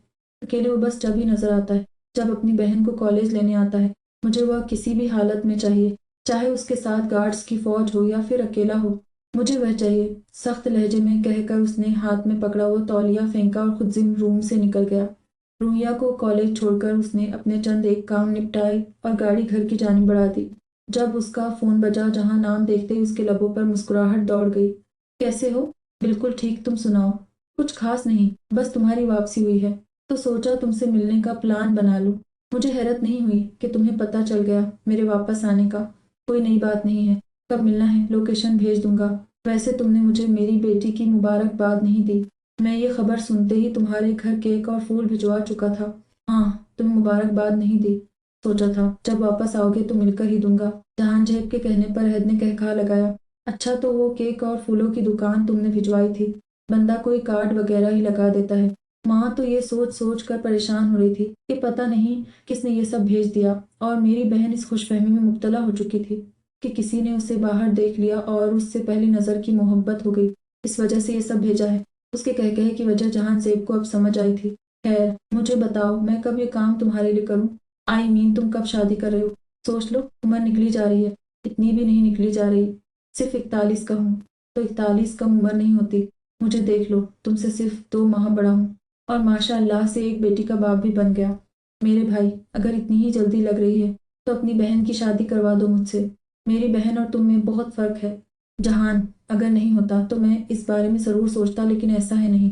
रुहिया बहुत मासूम है, वह तुम्हारे साथ जिंदगी नहीं गुजार सकती है। क्यों नहीं गुजार सकती? अहद की बात सुनते ही उसके माथे पर बल पड़े। क्योंकि तुम एक बीस्ट हो। तुम्हारी एक अलग दुनिया है जिसमें किसी की जान लेना जरा भी मुश्किल नहीं है, और उसकी दुनिया अलग है। खैर, मैं भी क्या बातें करने लग गया हूँ। तुम कौन सा मेरी बहन को जानते हो? अगर जानते तो मजाक में भी ये बात नहीं कहते। خیال رکھنا, تمہیں بعد میں فون کرتا ہوں. وداعی کے شبد ادا کر کے اس نے فون رکھ دیا. جہان زیب نے غصے سے اپنے فون کو دیکھا اور اگلے ہی پل اسے زور سے دیوار پر مار دیا. عہد کی باتیں یاد کر کے اسے بے انتہا غصہ آ رہا تھا, جبکہ زمین پر پڑا وہ مہنگا فون اپنی قسمت پر ماتم کر رہا تھا.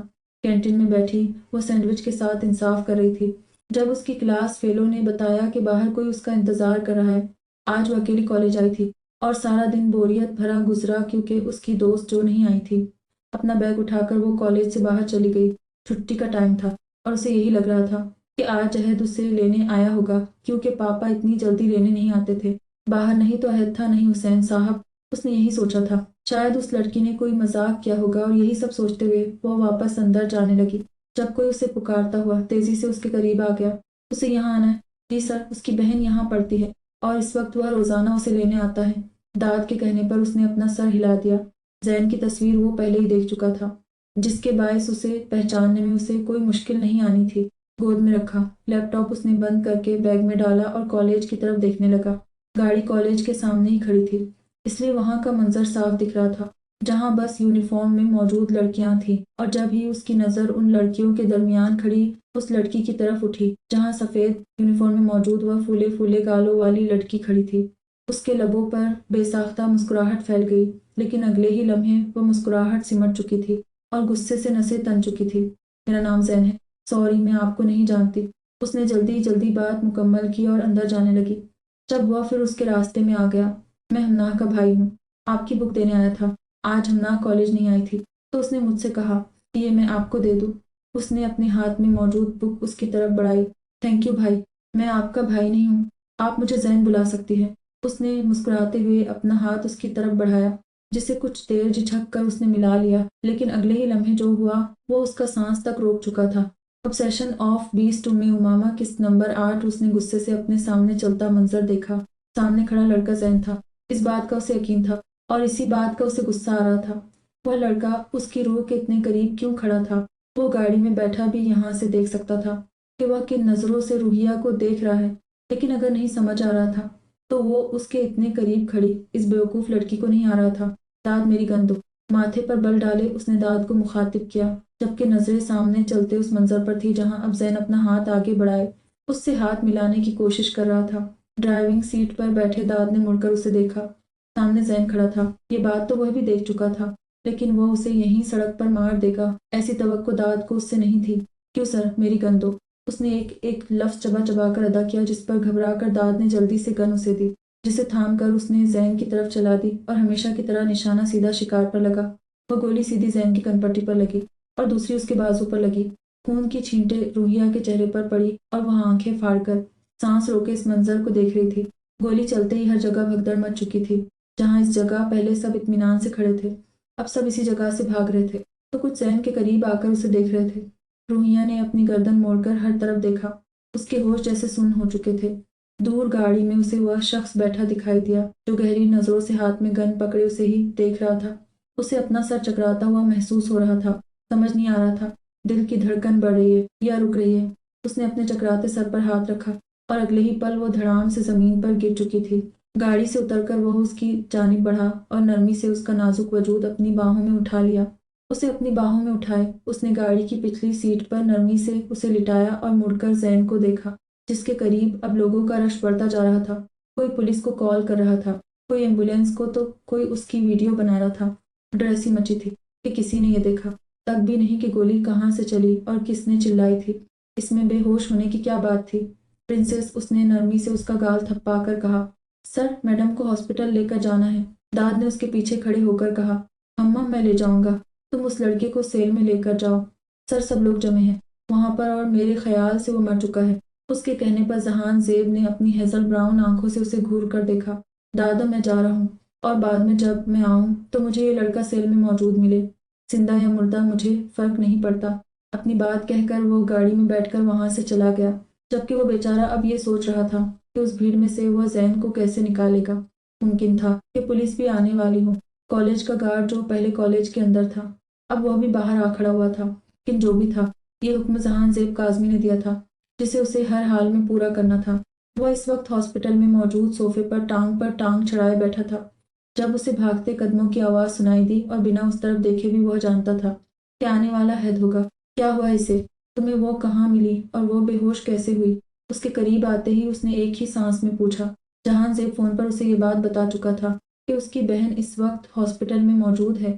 साथ ही हॉस्पिटल का नाम भी बता दिया और ये भी वो बता चुका था कि वो उसे सड़क पर बेहोश मिली थी। बताया तो था, कॉलेज के बाहर बेहोश हो गई थी। लेकिन वह बेहोश क्यों हुई?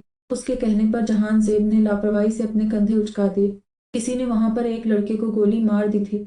उसने देख लिया, बस इसलिए बेहोश हो गई। उसके इत्मीनान से कहने पर अहद ने सब्र से अपनी आंखें बंद कर ली। जहांज़ेब, तुम्हें अंदाजा है तुमने क्या किया है? सड़क पर बंदा मार दिया। मैंने अपना नाम तो लिया ही नहीं है। तुम्हारे अलावा और कौन ये कर सकता है? इसमें गलत क्या है? तुमने रुहिया के सामने उसे मार दिया। कम से कम यही देख लेते। वो गर्ल्स कॉलेज था, वहां किसी को मारने की क्या जरूरत थी? गहरा सांस लेकर वो अपनी जगह से उठकर उसके मुकाबिल खड़ा हुआ। अहद हुसैन, तुम मुझे मत बताओ कि मैंने क्या कर दिया है। क्या नहीं? कुछ नहीं हुआ है। तुम्हारी बहन को और अच्छा है। अभी से उसे इस सब की आदत डाल लेनी चाहिए। खैर, मैं जा रहा हूँ। इसका ख्याल रखना। उसने एक नज़र उस रूम के दरवाजे पर डाली जहाँ रूहिया मौजूद थी और वहां से चला गया, जबकि अहद खुद भी बिना उसकी बातों पर ध्यान दिए अंदर चला गया। उसके होश में आते ही अहद उसे घर लेकर आ चुका था, लेकिन तब से वो बेहद खामोश और खौफजदा थी। उसके सामने एक इंसानी जान गई थी। ये कोई मामूली बात नहीं थी। वो बस एक ही बात कह रही थी कि हमना का भाई मर चुका है। उसके खौफजदा चेहरे को आंसुओं ने भिगो रखा था, जबकि उसकी हालत देखकर अहद को जहांज़ेब पर गुस्सा आ रहा था। लेकिन सब्र करने के अलावा वो और कुछ कर भी तो नहीं सकता था। रात तक उसे तेज बुखार हो चुका था और उसकी हालत देखकर सभी परेशान हो चुके थे। डॉक्टर आकर उसका ट्रीटमेंट करके जा चुकी थी। उसे दवाई देकर ज़ुहरा बेगम और हरीम उसकी पट्टियां कर रही थी, जिसकी वजह से उसका बुखार काफ़ी हद तक उतर चुका था। ज़ुहरा बेगम को कमरे में भेजकर वो उसके करीब ही बैठी हुई थी। आज उसका यहीं सोने का इरादा था, लेकिन हुनैन के लगातार रोने की आवाज़ से वो उठकर उसे देखने चली गई। पहले सोचा उसे कमरे में ले आए, लेकिन रूहिया की नींद डिस्टर्ब ना हो, इसलिए उसने उसे अहद के पास ही छोड़ दिया था। लेकिन अब उसके रोने की आवाज़ उसे परेशान कर रही थी, इसलिए अपनी जगह से उठकर वो बाहर चली गई। खिड़की के रास्ते से वो कमरे में दाखिल हुआ जहां उसकी वो गुलाबी रंग के कंबल में सुकून से सो रही थी। उसके करीब जाकर जहांज़ेब बेड पर उसके करीब बैठ गया और अपने हाथ की पुश्त से उसका गाल सहलाने लगा जो गर्म हो रहा था। तुम तो बहुत नाजुक हो प्रिंसेस। एक इंसान को गोली लगते देखकर तुम्हारा ये हाल हो गया। क्या कहा था मैंने तुमसे कि मुझसे फिर कभी मत मिलना, वरना तुम्हें इस बीस्ट की कैद से कोई रिहा नहीं कर पाएगा। लेकिन तुमने शायद मेरी बात पर ध्यान ही नहीं दिया। तो अब तैयार हो जाओ इस बीस्ट की कैद में आने के लिए। अब तुम्हें मुझसे कोई अलग नहीं कर सकता। बाहर से बातों की आवाजें आ रही थी। फिर मिलने आऊंगा तुमसे, मेरा इंतजार करना। उसने एक आखिरी नजर अपनी प्रिंसेस पर डाली और वहां से चला गया। एपिसोड 9 कल का हर मंजर किसी फिल्म की तरह फिर से जहन में चलने लगा। उसने जोर से पहले अपने गाल रगड़े, फिर अपनी नाक, फिर गर्दन, क्योंकि इन हिस्सों पर जैन के खून की छींटें आई थी। चेहरा उसका बिल्कुल साफ था, लेकिन उसे अभी भी ऐसा महसूस हो रहा था कि वह खून उसके चेहरे पर लगा है, जिसे वह जितना भी साफ कर लेती उसे साफ नहीं होना था। दरवाजा खुलने की आवाज पर उसने चौंक कर देखा। वहां अहद था, जो अभी अभी कमरे में दाखिल हुआ था। उठ गई तुम, अब तबीयत कैसी है? मुस्कुरा कर कहते हुए वो उसके करीब बैठ गया और उसके बैठते ही रूहिया ने अपना सर उसके कंधे पर रख लिया। भाई, उसने हमना के भाई को मार दिया। आंसू फिर उसकी आंख से बहने लगे। रूहिया, इस वाकये को भूल जाओ। मैं नहीं भूल सकती। मैंने उस लड़के को देखा जिसने हमना के भाई को मारा था। मैं उसे जानती हूँ। तुम उसे कैसे जानती हो? मुझे गोली लगी थी जब मैं उस लड़के से मिली थी। अहद के लिए यह बात काफी हैरत अंगेज थी। तुम्हें गोली लगी थी? कब और किसी ने मुझे बताया क्यों नहीं? कब लगी थी? कहाँ लगी? उसका अंदाज देखकर रूहिया को अंदाजा हुआ कि वो क्या बोल चुकी है। जो बात छुपी थी वो उसने खुद ही खोल दी। वो पापा ने मना किया था बताने से। आप भी किसी को मत बताना, वरना मेरी डांट पड़ेगी। कैसे लगी तुम्हें गोली?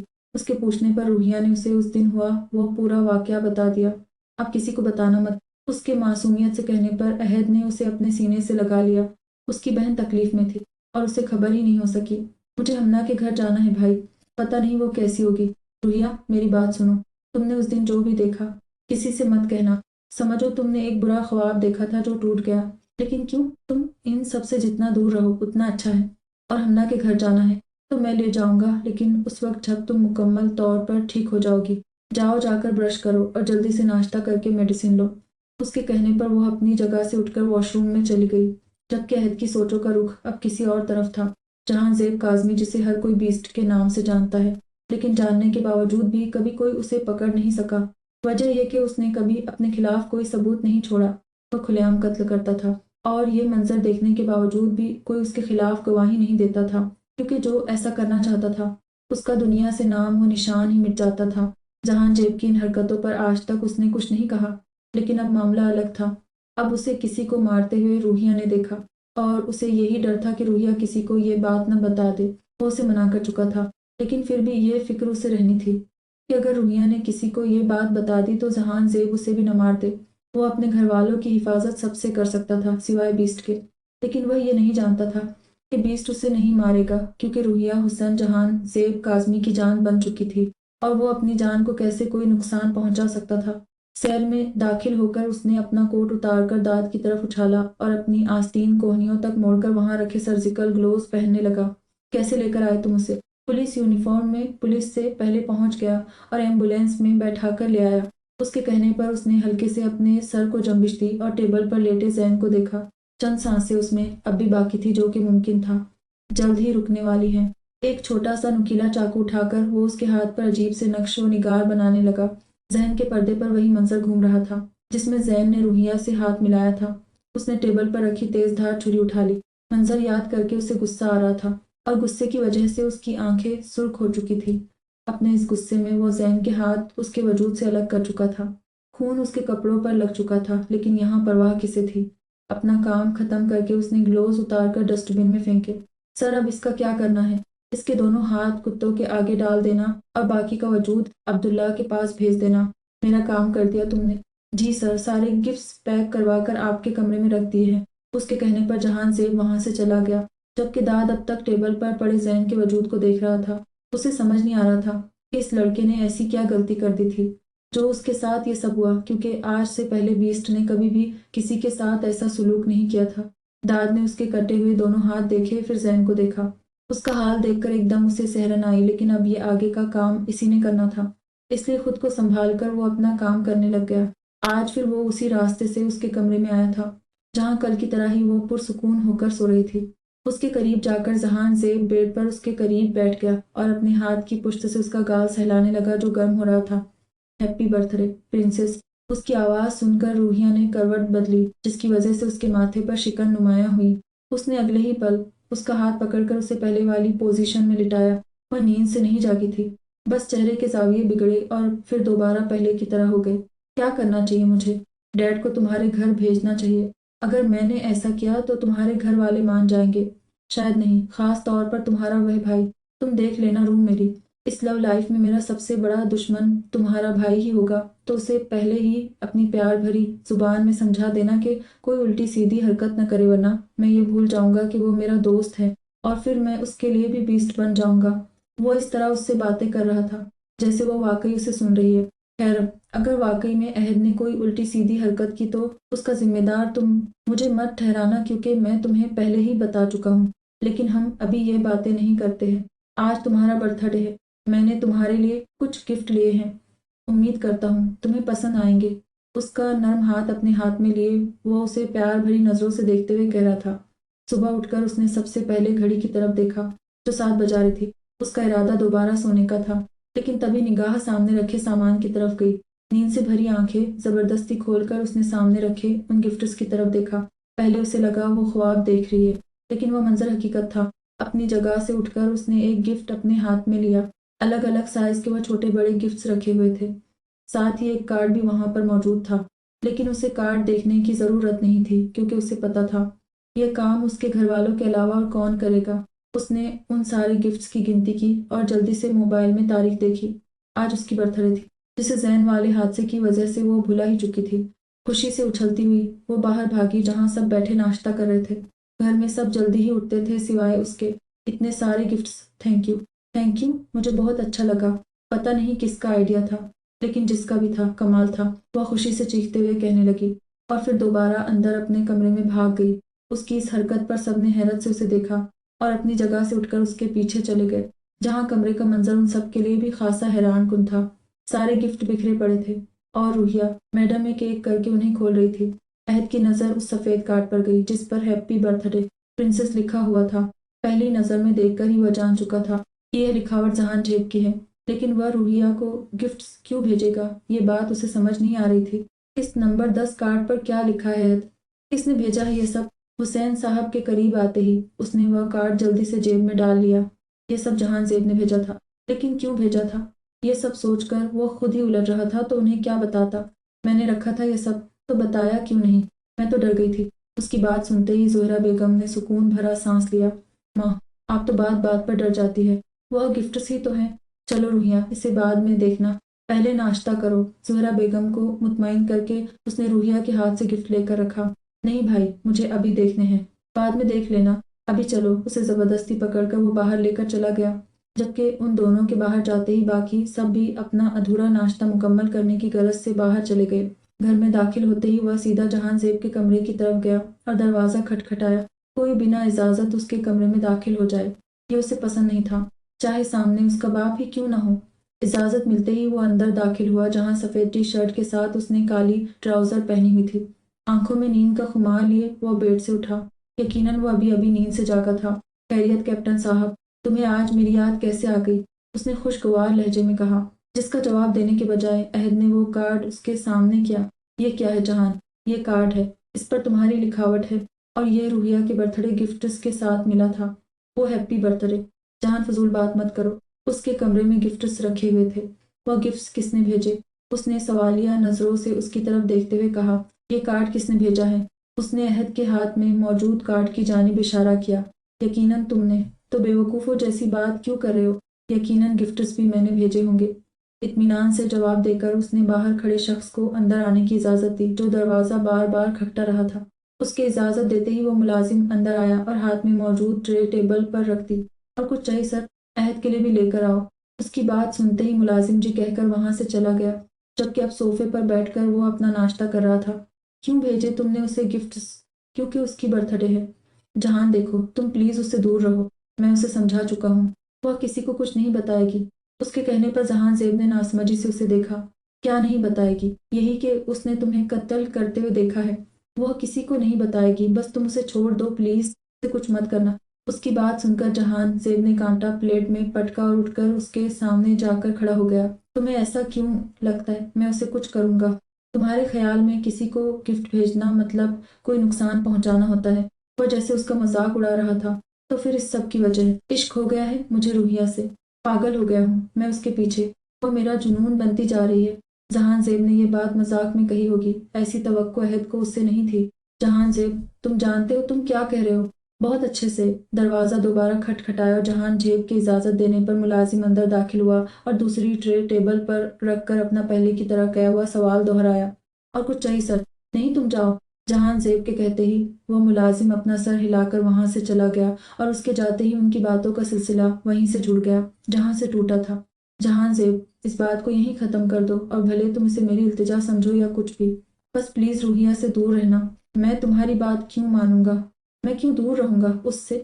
تمہیں میری بات سمجھ نہیں آ رہی ہے۔ روحیہ تمہاری نہیں ہو سکتی ہے، اس نے اپنے غصے کو سب کرتے ہوئے کہا۔ روح میری ہوگی، بہتری اسی میں ہے۔ شرافت سے بنا کوئی تماشا لگائے اسے مجھے سونپ دینا، ورنہ مجھے اپنا طریقہ آزمانا پڑے گا۔ تمہیں جو کرنا ہے کر لو، لیکن میں اپنی معصوم بہن تم جیسے درندے کے حوالے نہیں کروں گا۔ اس نے مضبوط لہجے میں اپنی بات کہی اور لمبے لمبے قدم بھرتا ہوا وہاں سے چلا گیا، جبکہ اس کی بات سن کر اس نے اپنے غصے کو صبر کرنے کی کوشش کی، لیکن یہ کام اس کے بس کا نہیں تھا۔ تھوڑی ہی دیر میں کمرے کا سارا سامان بکھر چکا تھا۔ کانچ کی چیزیں زمین پر ٹوٹی ہوئی پڑی تھی، اور جو چیزیں کانچ کی نہیں تھی وہ زمین پر گرنے سے بھی بچ چکی تھی۔ پرفیوم ٹوٹنے کی وجہ سے اب سارے کمرے میں تیز خوشبو پھیل چکی تھی۔ میں درندہ ہوں تو درندہ ہی صحیح، لیکن روح میری ہی ہے۔ جہان زیب کاظمی ہوں، میں جو اپنی پسند کی ہوئی چیز کسی کو نہیں دیتا۔ یہاں تو معاملہ پھر ایک انسان کا ہے، انسان بھی وہ جو میرا عشق ہے، میرا جنون ہے۔ اپنی آنکھیں بند کر کے اس نے گہرا سانس لیا۔ غصہ کم ضرور ہوا تھا لیکن ختم نہیں۔ گھر میں داخل ہوتے ہی وہ سیدھا اپنے کمرے میں گیا، جہاں حریم اپنے گود میں حنین کو لیے اس سے پتہ نہیں کون سی باتیں کر رہی تھی۔ کیا پٹیاں پڑھا رہی ہو؟ میری بیٹی کو والیٹ اور موبائل ٹیبل پر رکھ کر وہ بیڈ پر آ کر لیٹ گیا۔ کیا ہوا ہے عہد؟ کیا ہوا ہے حریم؟ کوئی تو بات ہے، آپ پریشان لگ رہے ہیں۔ روحیہ کے کمرے میں گفٹس کہاں سے آئے؟ میں جانتی ہوں آپ نے وہ نہیں رکھے تھے۔ اس کے کہنے پر عہد نے گہرا سانس لیا۔ روحیہ کو کچھ دنوں تک کالج مت بھیجنا۔ کیوں؟ ابھی تو اس کی طبیعت بہتر ہوئی ہے، میں نہیں چاہتا کہ وہ وہاں جائے تو پھر سے وہی سب یادیں تازہ ہوں۔ میں کوشش کروں گا کہ اس کا کالج تبدیل کروا دوں۔ وہ اسے یہ نہیں بتا سکا کہ روحیہ کو گھر میں رکھ کر وہ جہان زیب کی نظروں سے چھپانا چاہ رہا تھا اور وہ گفٹس میں نہیں رکھے تھے۔ عہد نے اس کی گود سے حنین کو لیتے ہوئے کہا، جس پر حریم نے اچھا کہہ ہولے سے اپنا سر ہلا دیا۔ ایک ایک کر کے اس نے اپنے سارے گفٹس کھول کر دیکھے، جنہیں دیکھ کر اس کے چہرے پر بچوں جیسی خوشی آ رہی تھی۔ ان سب گفٹس میں اسے سب سے اچھا جو گفٹ لگا تھا وہ تھا گولڈ کا لاکٹ جس پر اس کا نام لکھا ہوا تھا۔ وہ اس لاکٹ کو ہاتھ میں پکڑے مسکراتے ہوئے دیکھ رہی تھی۔ وہ تھا ہی اتنا خوبصورت، کیسا لگا تمہیں؟ اسے اپنے پیچھے سے آواز آئی۔ بہت اچھا، جوش سے کہتی ہوئی وہ مڑی، لیکن پھر سامنے کھڑے شخص کو دیکھ کر جیسے اس کا سانس رک چکا تھا۔ ماں! اس نے چلانا چاہا، لیکن اس کے چیخنے سے پہلے ہی وہ اپنا بھاری ہاتھ اس کے ہونٹوں پر رکھ کر اگلے ہی پل روحیہ کی مخصوص نس دبا چکا تھا۔ سوری روح، میں ایسا کرنا نہیں چاہتا تھا، لیکن تمہارے بھائی نے مجھے ایسا کرنے پر مجبور کیا ہے۔ اس کا وجود اپنی باہوں میں بھرے، وہ بیسٹ اپنی بیوٹی کو لے کر وہاں سے جا چکا تھا۔ قسط نمبر 11 اجنبی کمرہ، اجنبی گھر، اجنبی جگہ۔ آنکھ کھلتے ہی اس نے کچھ دیر غائب دماغی سے ہر طرف دیکھا۔ جو آخری منظر اسے یاد تھا وہ یہ تھا کہ اس نے اس شخص کو دیکھا تھا جس نے اس کے سامنے ایک انسان کی جان لی تھی۔ جھٹکے سے وہ بیڈ سے اتری اور کمرے کا دروازہ کھولا۔ شکر تھا کہ وہ لاکڈ نہیں تھا۔ تیز قدموں سے وہ باہر کی طرف بھاگی۔ اسے کہاں جانا تھا وہ نہیں جانتی تھی، بس پتہ تھا تو اتنا کہ اسے اس جگہ سے نکلنا ہے۔ میم، آپ یہاں کیا کر رہی ہے؟ پیچھے سے آتی آواز پر اس نے ڈر کر پیچھے دیکھا، جہاں ایک دبلا پتلا نوجوان کھڑا اسے ہی دیکھ رہا تھا۔ بنا جواب دیے وہ وہاں سے بھاگنے لگی، جب اس نوجوان نے اس کی کلائی پکڑ لی۔ چھوڑو میرا ہاتھ، دیکھے آپ واپس کمرے میں جائیں، سر آنے والے ہوں گے۔ اس نے اسے نرمی سے سمجھانا چاہا، پلیز میرا ہاتھ چھوڑیں، مجھے جانا ہے یہاں سے، میں آپ کو نہیں جانے دے سکتا۔ ہاتھ چھوڑو اس کا۔ گمبھیر بھاری آواز سنتے ہی اس نوجوان نے جلدی سے روحیہ کا ہاتھ چھوڑا اور اپنے مالک کی طرف دیکھا، جو ابھی ابھی وہاں پر آیا تھا۔ سر یہ بھاگ رہی تھی۔ بنا اس کی بات سنے جہان زیب نے اسے جانے کا اشارہ کیا، جسے دیکھتے ہی وہ وہاں سے چلا گیا۔ اس کے جانے کے بعد جہان زیب نے اپنے پیچھے کھڑے داد کو دیکھا۔ اسے سیل میں پہنچا دینا، جہان زیب کے کہنے پر وہ جی اچھا کہہ کر خود بھی وہاں سے چلا گیا۔ دل میں البتہ اس لڑکے کے لیے ہمدردی ضرور جاگی تھی۔ ذہن نے اس لڑکی سے ہاتھ ملایا تھا جسے اس لڑکی نے خود بڑھایا، تب اس کا یہ حال ہوا تھا۔ اس لڑکے نے تو اس کا ہاتھ ہی پکڑ لیا، وہ بھی زبردستی۔ اس کا کیا حال ہونا تھا؟ اس کا ہاتھ پکڑ کر وہ زبردستی اسے دوبارہ اپنے کمرے میں لے کر آیا۔ پلیز میرا ہاتھ چھوڑے، مجھے گھر جانا ہے۔ گھر تو اب تم نہیں جا سکتی ہو، میں یہ طریقہ نہیں آزماتا اگر تمہارا بھائی میرے کام کے بیچ میں نہیں آتا۔ ہاں تو آپ کو جو بھی کام ہے آپ بھائی سے کہے گا، بس پلیز مجھے جانے دیجیے۔ اس نے خوف زدہ لہجے میں اپنی بات مکمل کی۔ آنسو اس کی آنکھ سے بہ رہے تھے اور رونے کی وجہ سے ٹھیک سے بولا بھی نہیں جا رہا تھا۔ رونا بند کرو روح، مجھے تمہارے آنسو نہیں پسند۔ جہان زیب نے اس کے آنسو صاف کرنے چاہے، لیکن اس کی اس حرکت پر وہ ڈر کر 2 قدم پیچھے ہوئی۔ تم مجھ سے ڈر کیوں رہی ہو؟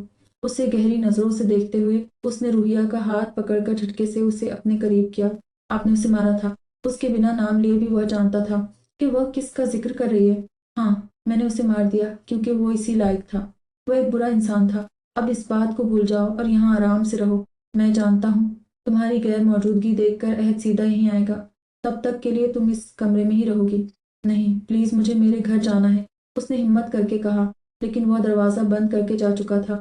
روحیہ نے تیزی سے آگے بڑھ کر دروازہ کھولنا چاہا، لیکن اب وہ لاکڈ تھا۔ پلیز کھولو اسے، اس نے روتے ہوئے کافی دیر تک دروازہ بجایا۔ شاید کوئی سن لے، لیکن کسی نے اس کی نہیں سننی تھی، کیونکہ یہی ان کے مالک کا حکم تھا۔ روتے روتے وہ کمرے کے ایک کونے میں بیٹھ گئی۔ دل سے بس یہی دعا نکلی کہ جلدی سے اس کا بھائی یہاں آ جائے اور اسے یہاں سے لے جائے۔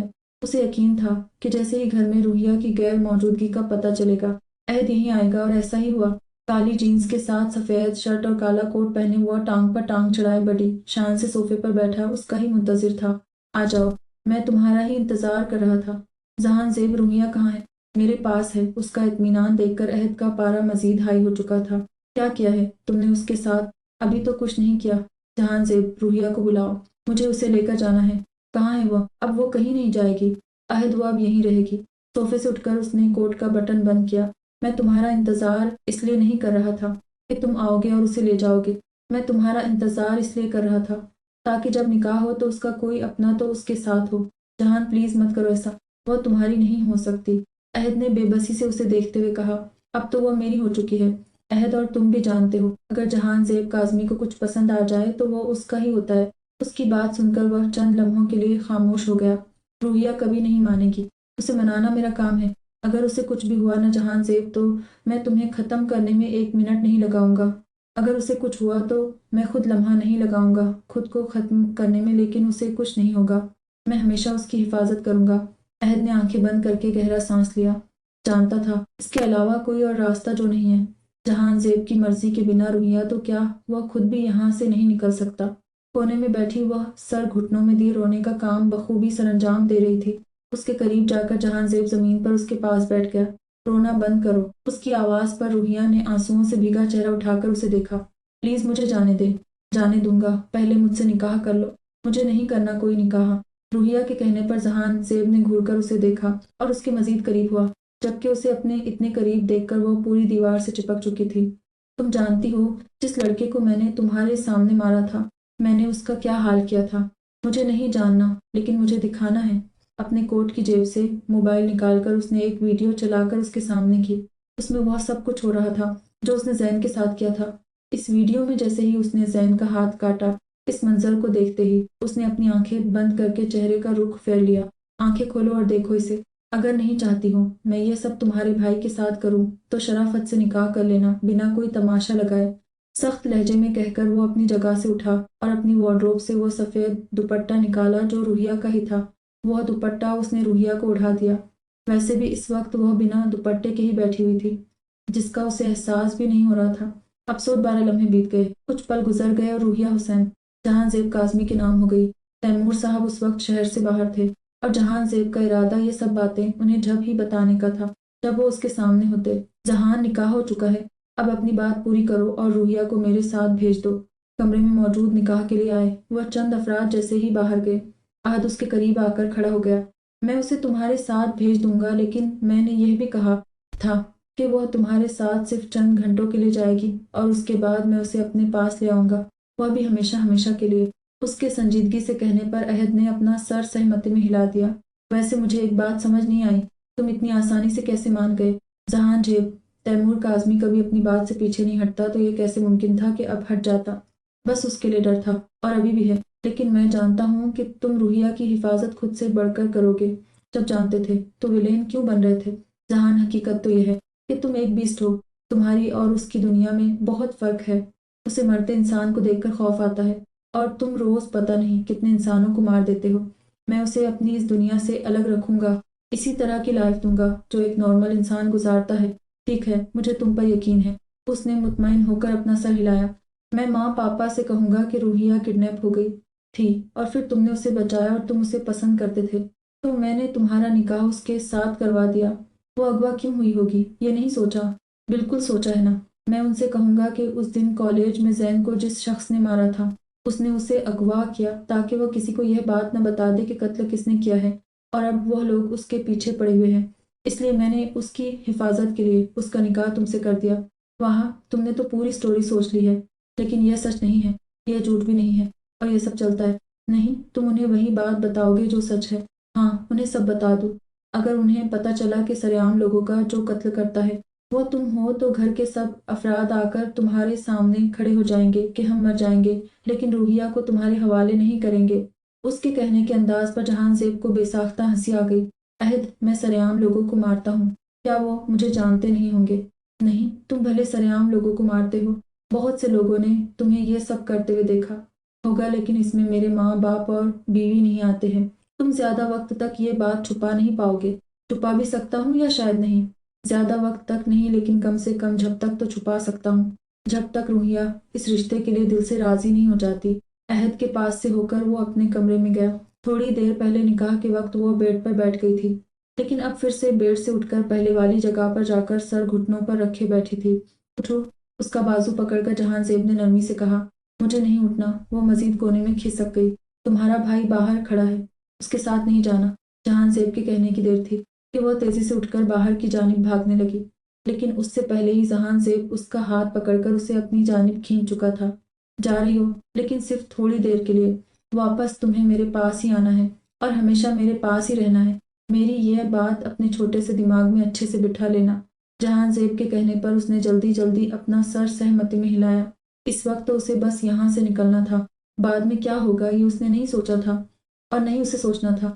जहान ज़ेब के छोड़ते ही वो कमरे से बाहर भाग गई, जहाँ सामने ही अहद खड़ा था। उसे देखते ही रूहिया को फिर से रोना आया। भागकर वो उसके सीने से लग गई। रूहिया, कुछ नहीं हुआ, सब ठीक है। उसके बालों पर हाथ रखकर अहद ने उसके माथे पर बोसा दिया। जब से वह यहाँ आया था, रूहिया से उसकी अब मुलाकात हुई थी, क्योंकि निकाह के वक्त वह डरी सहमी सी नजरें झुकाए बैठी थी। उसने नजरें उठाकर यह भी नहीं देखा कि वहां उसका भाई भी मौजूद है। रूहिया, रोना बंद करो। अहद ने उसके आंसू साफ किए, जबकि जहान ज़ेब पीछे खड़ा बेजारी से उन बहन भाई का प्यार भरा मुजाहिरा देख रहा था। अहद, मेरे ख्याल से अभी के लिए इतना प्यार काफ़ी है। यहाँ खड़े होकर तुम अपना वक्त बर्बाद कर रहे हो। उससे सख्त लहजे में कहकर वह रूहिया की जानिब मुतवज्जे हुआ, और तुम रोना बंद करो वरना जाने नहीं दूंगा। उसके कहने पर रूहिया ने जल्दी से अपने आंसू साफ किए और अहद का हाथ खींचकर उसे चलने का इशारा किया। उसे यह डर था कि अगर वह थोड़ी देर और यहाँ रुकती तो शायद वह सच में उसे नहीं जाने देता। सर, आपके लिए ये पार्सल आया है। उस वक्त वह लाउंज में आंखें मूंदे बैठा था, जब मुलाजिम ने उससे थोड़े फासले पर खड़े होकर कहा। अब्दुल्ला ने एक नज़र उस मुलाजिम को देखा और फिर उस बड़े से पार्सल को। कौन लेकर आया है? ने कहा था। ये जहां ज़ेब काज़मी ने भिजवाया है। मुलाजिम के कहते ही अगले ही पल वह सीधा हुआ और इस पार्सल को खोलने का हुक्म दिया। मुलाजिम के खोलते ही अब्दुल्ला ने उस बक्स को देखा, जहां बिना हाथों के जैन की लाश मौजूद थी। उसने अपने गुस्से को हाथों की मुट्ठियां बनाकर सब करना चाहा, लेकिन उसे भी पता था अब उसका गुस्सा इतनी आसानी से नहीं उतरेगा। उसके सबसे खास आदमी की लाश उसके सामने थी, जिसे जहान ज़ेब काज़मी ने भिजवाया था। जहान ज़ेब काज़मी, आज तक तुम्हें नज़रअंदाज किया है, लेकिन अब तुम मुझसे बच नहीं सकते हो। अब देखना मैं तुम्हारे साथ क्या करता हूँ। गुस्से से उसने एक नज़र इस बॉक्स में पड़ी जैन की लाश को देखा और लंबे लंबे कदम भरता हुआ वहां से चला गया। रूहिया को अपने सामने सही सलामत देखकर उन सब घर वालों ने सुकून भरा सांस लिया। अहद ने उसे कमरे में भेजकर अपनी बनाई हुई कहानी घर वालों को बता दी, जिसे सुनकर सभी उससे खफा थे। दिमाग ठीक है तुम्हारा? अहद, ये क्या करके आए हो? उसकी बात सुनते ही सबसे पहले हुसैन साहब ने गुस्से से कहा, पापा, इससे बेहतर ऑप्शन और क्या होगा? ठीक कह रहे तुम्हारे पापा। हम तो उस लड़के को जानते भी नहीं हैं। कहाँ तुमने हमारी बच्ची का उसके साथ निकाह कर दिया? उन दोनों का गुस्से भरा अंदाज देखकर उसने हरीम की तरफ देखा, जो खुद आंखों में खफगी लिए उसे देख रही थी, जैसे उसका ये फैसला हरीम को पसंद नहीं आया था। हरीम, तुम समझाओ ना इन्हें। क्या समझाओ? आपने गलत किया है। अहद, हरीम के मुंह से भी अपने लिए वही बात सुनकर उसने दिल में जहान ज़ेब को गालियों से नवाजा। अगर आम इंसानों की तरह थोड़ी तमीज से ये काम करता तो इस वक्त उसे इस कटरे में नहीं खड़ा होना पड़ता। किस्त नंबर 13 माह। मैं भाई हूँ रूहिया का, उसके लिए बुरा फैसला नहीं करूंगा। भले यह फैसला थोड़ा जल्दबाजी में किया है, लेकिन बेहतरीन है। जहान से बहुत अच्छा है। मैं उसे यहाँ बुला लूंगा, आप लोग मिल लीजिएगा और फिर हम रूहिया को उसके साथ रुखसत कर देंगे। उसने बात से घर वालों पर जैसे बम गिराया था। ये क्या कह रहे हो पापा? मैंने उसकी शादी जहान ज़ेब से इसीलिए करवाई है, न ताकि वो उसके पास महफूज रहे तो जाहिर है उसकी रुखसती भी हम अभी करेंगे। और लोग क्या कहेंगे? ज़ुहरा बेगम ने अपनी कई फिक्रों में से एक जाहिर की। वही जो सच है, यही कि आपने रूहिया की शादी कर दी। उसके अलावा आपको कुछ कहने की ज़रूरत नहीं है। लोग बातें बनाते हैं तो बनाएं, यही उनका काम है। आप उनकी फिक्र करना छोड़ दें। मैं रूहिया के पास जा रहा हूँ। उम्मीद करता हूँ आप सब लोग मेरी बात समझ गए होंगे। अपनी जगह से उठकर वह रूहिया के कमरे में जाने लगा, जब उसे हुसैन साहब की आवाज़ सुनाई दी। बहन की हिफाजत के लिए दोस्त से निकाह करवा दिया, लेकिन खुद आर्मी अफसर होकर उसकी हिफाजत नहीं कर सकता है। हुसैन साहब के कहने पर उसने मुड़कर उन्हें देखा, लेकिन अभी कुछ कहना फजूल था, इसलिए बिना कुछ कहे वहां से चला गया। अलबत्ता दिल में यह ख्याल जरूर आया था कि अगर जहान ज़ेब उसके सामने होता तो उसके दांत तोड़ने में वह देर नहीं लगाता, लेकिन उनकी बात उसे गलत भी नहीं लगी थी। सच्चाई तो इसमें थी, वह सबसे अपने घर वालों की हिफाजत कर सकता था, लेकिन बीस्ट से नहीं। सोफे पर बैठी वो अपने साथ पेश आने वाला वाकया सोच रही थी। एक ही दिन में उसकी जिंदगी कितनी बदल गई थी। वह रूहिया हुसैन से रूहिया जहान ज़ेब बन चुकी थी, उस शख्स के निकाह में आ चुकी थी जिसने उसके सामने एक इंसानी जान ली थी। दरवाज़ा खोलने की आवाज़ पर उसने एक नज़र अंदर आते अहद को देखा और नज़रों का जाविया मोड़ लिया। रूहिया, मेरी बात सुनो। अहद ने सोफे पर उसके करीब बैठकर कहा, जिस पर उसने नज़रें उठाकर अहद की तरफ देखा। घर में किसी को मत बताना कि जहान ज़ेब ने जैन को मारा था। लेकिन क्यों? ये जानना तुम्हारे लिए ज़रूरी नहीं है। अगर घर का कोई अफराद तुमसे कुछ पूछे तो तुम उन्हें वही बताना जो मैं तुमसे कह रहा हूँ। अपनी बनाई हुई स्टोरी उसने उसे भी अच्छे से समझा दी। लेकिन ये गलत है भाई, उसने हन्ना के भाई को मारा था। रूहिया, उसने उसे सिर्फ इसलिए मारा था क्योंकि वह एक बुरा इंसान था। उसने कुछ गलत नहीं किया है। जो काम यहाँ का कानून नहीं कर सकता, पुलिस नहीं कर सकती, वो काम जहान ज़ेब करता है। وہ جو بھی کرتے ہیں مجھے پرواہ نہیں ہے، بس مجھے ان کے ساتھ نہیں جانا ہے۔ آنسو پھر اس کی آنکھ سے بہنے لگے، جسے دیکھ کر عہد نے نرمی سے اس کے آنسو صاف کیے۔ ہر لڑکی کو جانا پڑتا ہے روحیہ، ہاں تمہارے جانے کا طریقہ تھوڑا مختلف ہے، لیکن یہ کوئی انوکھا کام نہیں ہے۔ بھروسہ ہے بھائی پر؟ روتے روتے اس نے اپنا سر سہمتی میں ہلا دیا۔ تو پھر اسے قائم رکھو، میں تمہارے لیے کچھ غلط تھوڑی کروں گا۔ اس کے ماتھے پر اپنے ہونٹ رکھ کر وہ اس کے کمرے سے چلا گیا۔ اس کے جانے کے بعد روحیہ نے اپنی آنکھیں بند کر لی۔ اسے اپنے بھائی پر بھروسہ تھا، لیکن جہان زیب پر نہیں۔ اس کے تو نام سے بھی اسے خوف آ رہا تھا۔ گھر میں جہان زیب کی اتنی عزت دیکھ کر اسے اپنا وہاں بیٹھنا مشکل لگ رہا تھا۔ اسے نہیں یاد تھا کبھی اسے اس گھر میں اتنی عزت ملی ہو۔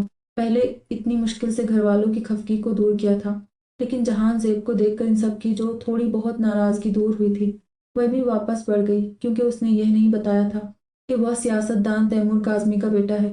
بہت سویٹ ہے تمہارے گھر والے، اس نے عہد کے کان میں سرگوشی کی۔ ہاں، یہ ساری سویٹنس صرف تمہارے لیے ہی رکھی تھی۔ تھوڑی دیر وہاں بیٹھ کر اب اسے گھر جانے کی جلدی تھی۔ بیٹھ جاؤ بیٹا، حریم بس کھانا لگا رہی ہے، کھا کر جانا نہیں۔ اس کی ضرورت نہیں ہے مجھے، ایک کام سے جانا ہے، انشاءاللہ پھر کسی دن ضرور کھاؤ گا، ابھی مجھے جلدی ہے۔ اس کے کہنے پر زہرہ بیگم نے حریم کو اشارہ کیا، جو ان کا اشارہ سمجھتے ہی روحیہ کے کمرے کی طرف اسے لینے چلی گئی، لیکن 2 منٹ بعد ہی وہ پریشانی سے انگلیاں مروڑتی ہوئی واپس وہاں آئی۔ وہ ماں، روحیہ دروازہ نہیں کھول رہی ہے۔ اس کے کہنے پر سب نے اس کی طرف دیکھا۔ کمرے کی چابی کہاں ہے؟ سوال جہان زیب کی طرف آیا تھا، جسے سن کر وہ تیزی سے کمرے کی چابی لینے کے لیے بھاگ گئی اور چابیاں لا کر عہد کو دے دی۔ لیکن عہد کے دروازہ کھولتے ہی خالی کمرہ دیکھ کر سب پریشان ہو چکے تھے۔ کس نمبر 14 روحیہ کہاں گئی؟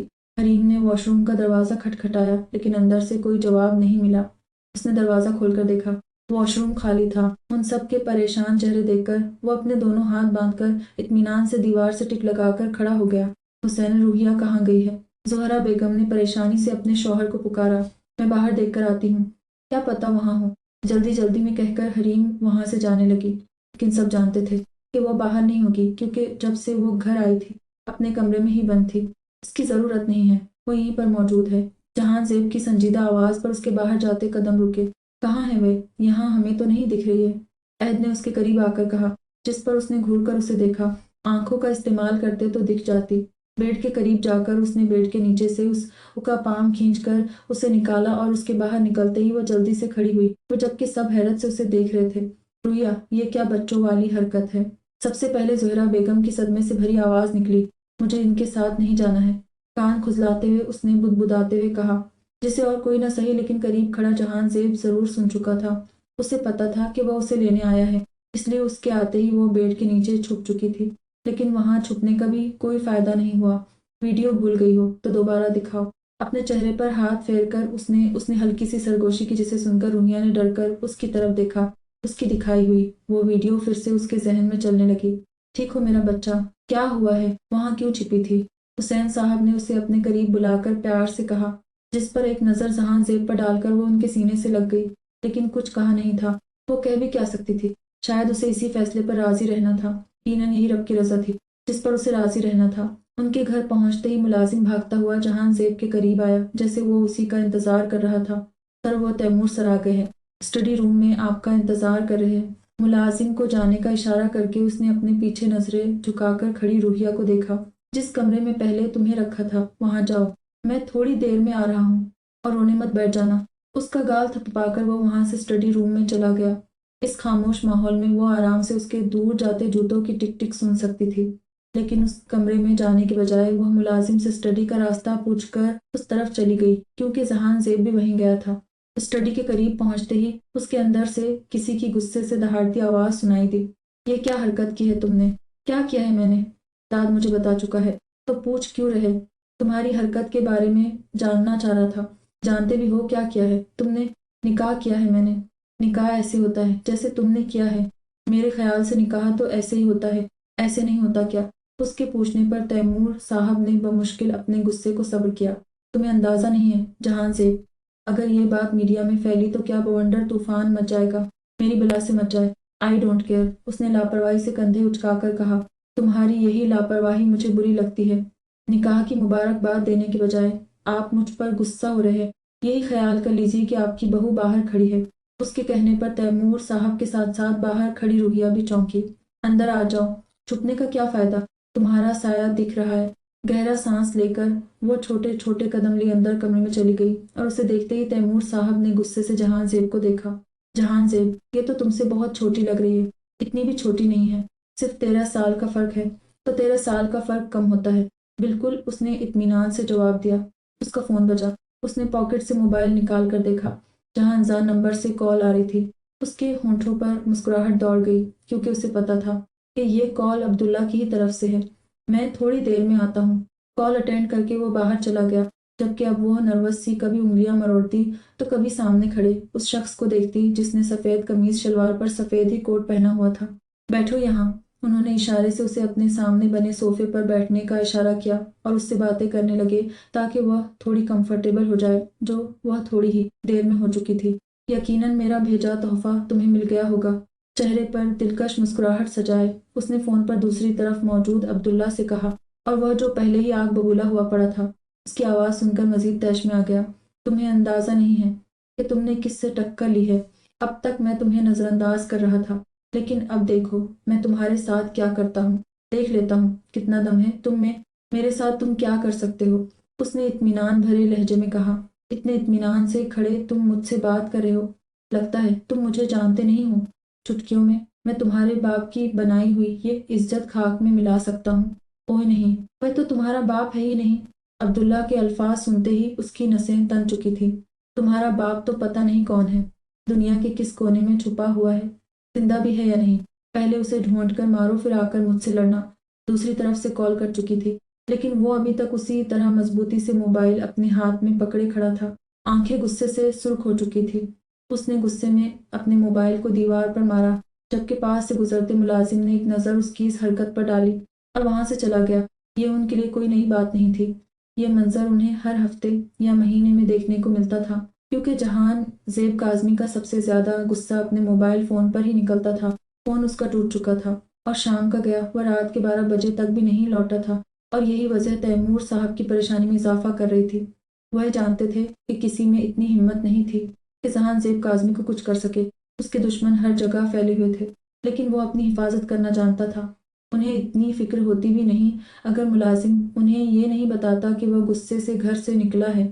اتنی دیر سے وہ مسلسل ٹہلتے جا رہے تھے، لیکن وہ تھا کہ آ کر ہی نہیں دے رہا تھا۔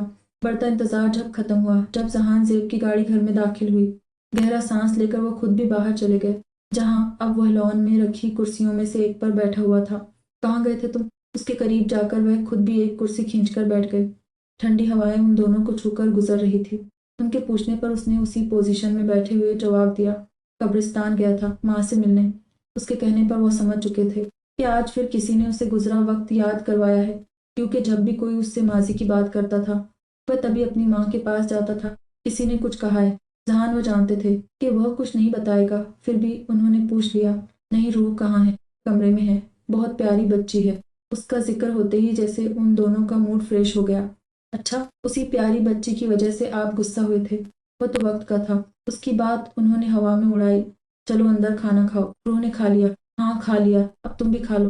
نہیں مجھے بھوک نہیں ہے، میں بس آرام کروں گا، آپ بھی جا کر سو جائے۔ Good night. اپنی جگہ سے اٹھ کر وہ کمرے میں چلا گیا، جبکہ تیمور صاحب اب بس اس سوچ میں گم تھے کہ یہ گزرا ہوا باپ پھر کس نے ان کے بیٹے کے سامنے دہرایا۔ وہ جو مزہ سے ٹی وی دیکھ رہی تھی، اس کے کمرے میں داخل ہوتے ہی چہرے کی مسکراہٹ غائب ہو گئی۔ جہان زیب نے ایک نظر ٹی وی کی طرف دیکھا جہاں کامیڈی ڈرامہ چل رہا تھا، اور جا کر اس کے قریب صوفے پر بیٹھ گیا۔ اس کے بیٹھتے ہی روحیہ وہاں سے اٹھ کر جانے لگی۔ جب اس کا ہاتھ پکڑ کر جہان زیب نے اپنی جانب کھینچ کر اسے اپنی گود میں بٹھا لیا۔ کہاں جا رہی ہو؟ وہ مجھے سونا ہے، بہت مزہ آ رہی ہے، شور گھر سے باہر تھا، اس کی فکر کرنے کے بجائے تم یہاں ڈرامے دیکھ رہی ہو تو پلیز چھوڑے۔ روحیہ نے اس کی گود سے اٹھنا چاہا، لیکن اس کی گھورتی آنکھیں دیکھ کر خاموشی سے نظریں چکا کر بیٹھی رہی۔ اس کی صدا پر جہان زیب کو بے ساختہ اس پر پیار آیا۔ اس کا چہرہ اپنے قریب کر کے جہان زیب نے اس کی گردن پر نرمی سے اپنے ہونٹ رکھ دیے۔ یہ کیا کر رہے ہیں؟ پلیز دور رہیں۔ اس کے مضبوط سینے پر ہاتھ رکھ کر روحیہ نے اسے خود سے دور کرنا چاہا، جبکہ اس کی اس حرکت پر جہان زیب نے اپنا چہرہ اس کی گردن سے نکال کر اسے دیکھا۔ جہاں آنکھوں میں ناسمجھی کا تاثر لیے وہ اسے دیکھ رہی تھی۔ میں وہ کر رہا ہوں جو ایک شوہر اپنی بیوی کے ساتھ کرتا ہے۔ کیا کرتا ہے؟ تم میری سوچ سے زیادہ معصوم ہو اور میں چاہتا ہوں تم ہمیشہ ایسی ہی رہو۔ اس کے ماتھے پر اپنے ہونٹ رکھ کر اس نے روحیہ کی پیشانی کو اپنی پیشانی سے جوڑ دیا۔ بس اس بات کا دھیان رکھنا کہ جن جذبات کو میں نے دبایا ہوا ہے وہ باہر نہ نکلیں۔ تمہاری نازک جان میری شدتیں سہ نہیں پائے گی، اور اس طوفان کو مت جگانا جسے تم جھیل نہیں سکتی ہو۔ بات سمجھ آئی۔ ویسے تو اس کی کہی بات کا ایک لفظ بھی اسے سمجھ نہیں آیا تھا، لیکن اس کی گرفت سے نکلنے کے لیے اس نے جلدی جلدی اپنا سر سہمتی میں ہلا دیا۔ ویری گڈ، اب جا کر سو جاؤ۔ اس کے آزادی دیتے ہی وہ بیڈ پر جا کر کمبل میں چھپ کر لیٹ گئی۔ اس کی اس حرکت کو دیکھتے ہی جہان زیب کے ہونٹ مسکرا اٹھے۔ ٹی وی آف کر کے وہ چینج کرنے کے لیے واش روم میں چلا گیا۔ چینج کرنے کے بعد اس کا ارادہ اب سونے کا تھا۔ کمبل ہٹا کر اس نے اپنی معصوم بیوی کو دیکھا، جو سوئی تو نہیں تھی، لیکن اس سے بچنے کے لیے اپنی آنکھیں بند کر کے سونے کا دکھاوا ضرور کر رہی تھی۔ بیڈ پر لیٹ جہان زیب نے روحیہ کو کمر سے تھاما اور اس کا نازک وجود خود پر لٹا لیا، جبکہ اس کی اس حرکت پر اس نے ہڑبڑا کر آنکھیں کھولی۔ یہ کیا؟ اس نے اس کے اوپر سے اترنا چاہا، لیکن اس سے پہلے ہی اس کی کمر پر اپنی گرفت سخت کر کے جہان زیب اس کی اس حرکت کو روک چکا تھا۔ سو جاؤ، دے دیکھیں، پلیز چھوڑے مجھے، آپ ایسے سو نہیں پائیں گے۔ وہ اسے یہ نہیں کہہ سکی کہ اس طرح کی پوزیشن میں وہ کمفرٹیبل ہو کر سو نہیں پائے گی۔ تمہیں اندازہ نہیں ہے اس طرح میں کتنا پرسکون ہو کر سوں گا۔ اب تم بھی سو جاؤ، روح۔ اس کا سر اپنے سینے پر رکھ کر اس نے سائڈ ٹیبل پر رکھا لیمپ آف کر دیا۔ کمرے میں موجود اس آخری روشنی کے بند ہوتے ہی کمرہ اندھیرے میں ڈوب گیا، جبکہ اس کی اس حرکت پر اس نے اس کے سینے پر رکھا سر دوبارہ اٹھایا۔ پلیز لائٹ کھول دے، مجھے اندھیرے سے ڈر لگتا ہے۔ ڈرنے کی کیا ضرورت ہے؟ آنکھیں بند کر کے سو جاؤ، میں تمہارے ساتھ ہوں نا۔ اس کا سر دوبارہ سینے پر رکھ کر اس نے روحیہ کے بالوں پر اپنے ہونٹ رکھے اور خود بھی سکون سے آنکھیں موند لی۔ حل نمبر 15۔ نیند سے بھری آنکھیں کھول کر اس نے اپنے سونے کی جگہ کو دیکھا، جہاں ابھی بھی وہ اسے اپنی باہوں میں بھرے پرسکون ہو کر سو رہا تھا۔ اسے سوتا دیکھ کر وہ جلدی سے بیڈ سے اترنے لگی، لیکن اس سے پہلے وہ اس کا ہاتھ پکڑ کر اسے دوبارہ اپنی قید میں لے چکا تھا۔ کہاں جا رہی ہو؟ نیند سے بھری آنکھیں کھولے وہ اسے دیکھ رہا تھا۔ مجھے واش روم جانا تھا، اس نے ڈرتے ہوئے کہا۔ مجھ سے ڈرنا چھوڑ دو، نفرت ہوتی ہے مجھے اس لمحے سے جب تم مجھ سے ڈرتی ہو۔ اس نے روحیہ کے چہرے پر اڑتی لٹوں کو کان کے پیچھے کیا۔ کیوں ڈرتی ہو مجھ سے؟ مجھے آپ سے ڈر لگتا ہے، مجھے آپ کے ساتھ نہیں رہا۔ اس کے بالوں میں ہاتھ پھنسا کر جہان زیب نے اس کا چہرہ خود کے بے حد قریب کر لیا، جس کے باعث اس کی بات ادھوری رہ گئی، کیونکہ روحیہ کو اب کچھ کہنا مشکل لگ رہا تھا۔ رہنا تو اب تمہیں میرے ساتھ ہی ہے، چاہے زبردستی رہو یا راضی ہو کر رہو۔ اس کے غصے سے کہنے پر اس نے ڈر کر سختی سے اپنی آنکھیں بند کر لی اور جہان زیب کی نظر اس کے نرم ہونٹوں پر ٹھہر گئی۔ اس نے اپنا انگوٹھا اس کے نرم ہونٹوں پر پھیرا۔ روح، آنکھیں کھولو۔ روحیہ، اس نے آنکھیں بند کی وہی کہا، جبکہ اس کی اس حرکت پر جہان زیب مسکرا اٹھا۔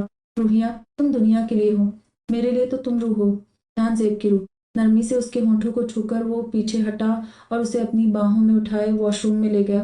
مجھے چینج کرنا ہے، لیکن میرے پاس کپڑے نہیں ہیں۔ جہان زیب کاظمی اپنے سے جڑے لوگوں کی ہر چیز کا خیال رکھتا ہے۔ اسے اپنی گود سے اتار کر اس نے اپنی وارڈروب کے ساتھ بنی وہ دوسری وارڈروب کھولی، جس میں سارے لیڈیز ڈریس تھے۔ ہلکے نیلے رنگ کی فراک نکال کر اس نے روحیہ کو تھمائی۔ یہ سارے میرے لیے ہے، اس نے حیرت سے ان سارے کپڑوں کو دیکھتے ہوئے کہا۔ ہاں، تمہارے گھر جانے کے بعد میں نے تمہارے لیے کچھ شاپنگ کی تھی۔ ابھی چینج کرو، پھر ناشتے کے بعد ساری چیزیں دیکھ لینا، پسند آئے تو ٹھیک، نہیں آئے تو بھی پہن لینا، کیونکہ یہ میں تمہارے لیے لایا ہوں۔ وارڈروب بند کر کے وہ واش روم سے باہر چلا گیا۔ آپ نے کل بتایا نہیں تھا؟ واش روم سے باہر نکلتے ہی اس نے جہان زیب کے قریب آ کر کہا۔ کیا نہیں بتایا تھا؟ یہی کہ ہر شوہر بیوی کے ساتھ کیا کرتا ہے۔ مجھے امید تھی تم صبح اٹھ کر یہ سوال ضرور پوچھو گی، اس لیے تمہاری وارڈروب میں نے پہلے ہی وہ چیز رکھ دی جو تمہیں یہ بات سمجھا دے۔ میں دیکھ کر آتی ہوں۔ ایکسائٹیڈ ہو کر وہ دوبارہ واش روم میں جانے لگی، جب جہان زیب نے اس کا ہاتھ تھام لیا۔ ابھی ناشتہ کرنے چلو، اسے بعد میں دیکھنا۔ اسے لے کر وہ کمرے سے نکل گیا۔ ناشتے کی پوری ٹیبل بھری ہوئی تھی، جہاں الگ الگ چیزیں رکھی ہوئی تھی، سوائے اس چیز کے جسے وہ ناشتے میں کھاتی تھی۔ کیا کوئی آنے والا ہے؟ نہیں، تو پھر اتنا سب کس لیے؟ اس نے کھانے کی الگ الگ چیزوں سے سجی ڈائننگ ٹیبل کی طرف اشارہ کیا۔ کیونکہ آج تمہارا اس گھر میں پہلا ناشتہ ہے، لیکن میں یہ نہیں کھاتی ہوں، تو میری جان کو کیا کھانا ہے؟ کارن فلیکس۔ اس کی معصومیت سے کہنے پر جہان زیب کو اس پر ٹوٹ کر پیار آیا، لیکن فی الحال اپنا پیار دکھا کر وہ اس نازک جان کو مشکل میں نہیں ڈالنا چاہتا تھا۔ ناشتے کے فوراً بعد وہ جہان زیب کے کمرے میں موجود واش روم میں گئی، کیونکہ وارڈروب وہیں پر موجود تھی۔ جہان زیب نے وارڈروب میں کیا رکھا ہے تھا، یہ جاننے کا تجسس اسے بیٹھنے ہی نہیں دے رہا تھا۔ وارڈروب کھولتے ہی اس کی نگاہ وہاں رکھے گفٹ بیگ پر گئی، جسے اٹھا کر وہ کمرے میں آ گئی۔ اس نے بیگ میں ہاتھ ڈال کر اس چیز کو نکالا۔ وہ انگلش کی 2 کتابیں تھیں، اس نے حیرت سے ایک کتاب کو اٹھا کر کھولا، لیکن جیسے جیسے وہ اسے پڑھتی جا رہی تھی آنکھیں حیرت سے بڑی ہوتی جا رہی تھی۔ چھی، ایسی کتابیں کون لکھتا ہے؟ اس نے جلدی سے اس کتاب کو بند کیا اور دوسری کھولی جو پہلی والی سے زیادہ کھلے لفظوں میں لکھی ہوئی تھی۔ سرخ ہوتے گالوں کے ساتھ اس نے وہ کتاب بند کر دی، جبکہ دل الگ ہی انداز میں دھڑک رہا تھا۔ تو کیا یہ ہوتا ہے میاں بیوی کا رشتہ؟ کیا اس کے ساتھ بھی یہی سب ہوگا؟ دھڑکتے دل کے ساتھ اٹھ کر وہ کمرے سے باہر بھاگ گئی۔ باہر لان میں آ کر وہ چیئر پر بیٹھ گئی۔ کرنے کے لیے کچھ تھا نہیں اور بوریت حد سے زیادہ ہو رہی تھی۔ سنو، تمہارے سر کب آئیں گے؟ اس نے وہاں کھڑے ملازم کو اپنے پاس بلا کر پوچھا۔ وہ تو گھر پر ہی ہے۔ کہاں پر ہے؟ اندر ہی ہے میم۔ ملازم کے بتانے پر اس نے اسے جانے کا اشارہ کیا اور اٹھ کر خود اندر جانے لگی، لیکن اس سے پہلے ہی نظر لان کے دوسری طرف بنے اس بڑے سے دروازے پر گئی۔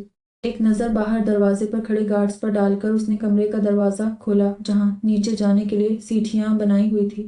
دروازہ بند کر کے وہ نیچے کی طرف جانے لگی جب کسی کے چیخنے کی آواز اس کے کانوں میں پڑی۔ اس کے چلتے قدم خوف سے رک گئے۔ پہلے سوچا واپس چلی جائے، لیکن اگر کوئی مصیبت میں ہوا تو اسے بچانا تو چاہیے نا۔ یہی سوچ کر وہ نیچے چلے آئی جہاں آمنے سامنے الگ الگ کمرے بنے ہوئے تھے اور ساروں کے دروازے بند تھے، جبکہ چیخوں کی آواز کس کمرے سے آ رہی تھی یہ اسے صاف پتہ چل رہا تھا۔ اس نے دھڑکتے دل کے ساتھ وہ دروازہ کھولنا چاہا، لیکن اس سے پہلے ہی وہ دروازہ کھل چکا تھا اور اس کا دل جو پہلے ہی تیز تیز دھڑک رہا تھا اب مزید تیز رفتار پکڑ چکا تھا۔ سامنے ہی جہان زیب کھڑا غصے سے اسے گھور رہا تھا۔ یہاں کیا کر رہی ہو تم؟ اس نے غصے سے دانت پیستے ہوئے کہا، جبکہ وہ اس کی سن ہی کہاں رہی تھی۔ وہ تو اسے اور اس کے پیچھے موجود اس منظر کو دیکھ رہی تھی جہاں جہان زیب کے کپڑوں پر خون لگا ہوا تھا۔ خون کے قطرے اس کی گردن پر بھی موجود تھے۔ اس کے ہاتھ میں تولیہ تھا جس پر خون لگا ہوا تھا۔ خود اس کے اپنے ہاتھوں پر بھی خون لگا ہوا تھا جنہیں یقیناً وہ تولیے سے صاف کر رہا تھا، جبکہ اس کے پیچھے موجود کرسی پر بندھے اس آدمی کی حالت دیکھ کر اس کا خوف مزید بڑھتا جا رہا تھا۔ وہ وہاں سے بھاگنا چاہتی تھی، لیکن قدم خوف سے زمین پر چپک چکے تھے اور اگلے ہی لمحے وہ ہوش و حواس سے بیگانہ ہو چکی تھی۔ قسط نمبر 16 اپنے پاس کسی کی موجودگی کا احساس ہوتے ہی اپنی بند آنکھوں کو کھولے بنا وہ اس وجود کے ساتھ چپک گئی۔ ماں نہیں، ماں کا داماد۔ اس کی آواز سنتے ہی اس نے خوف زدہ ہو کر آنکھیں کھولی۔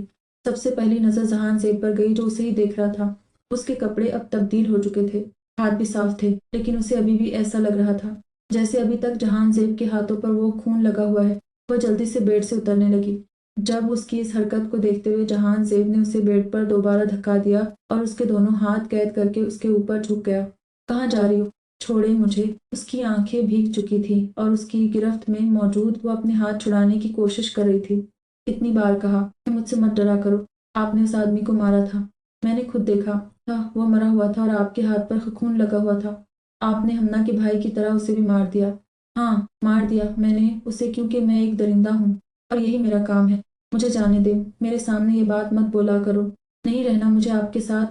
اس کے آنسوؤں میں روانی آ چکی تھی۔ رہنا تو تمہیں میرے ساتھ ہی ہے، ساری زندگی تمہیں اس بیس کی قید میں ہی رہنا ہے۔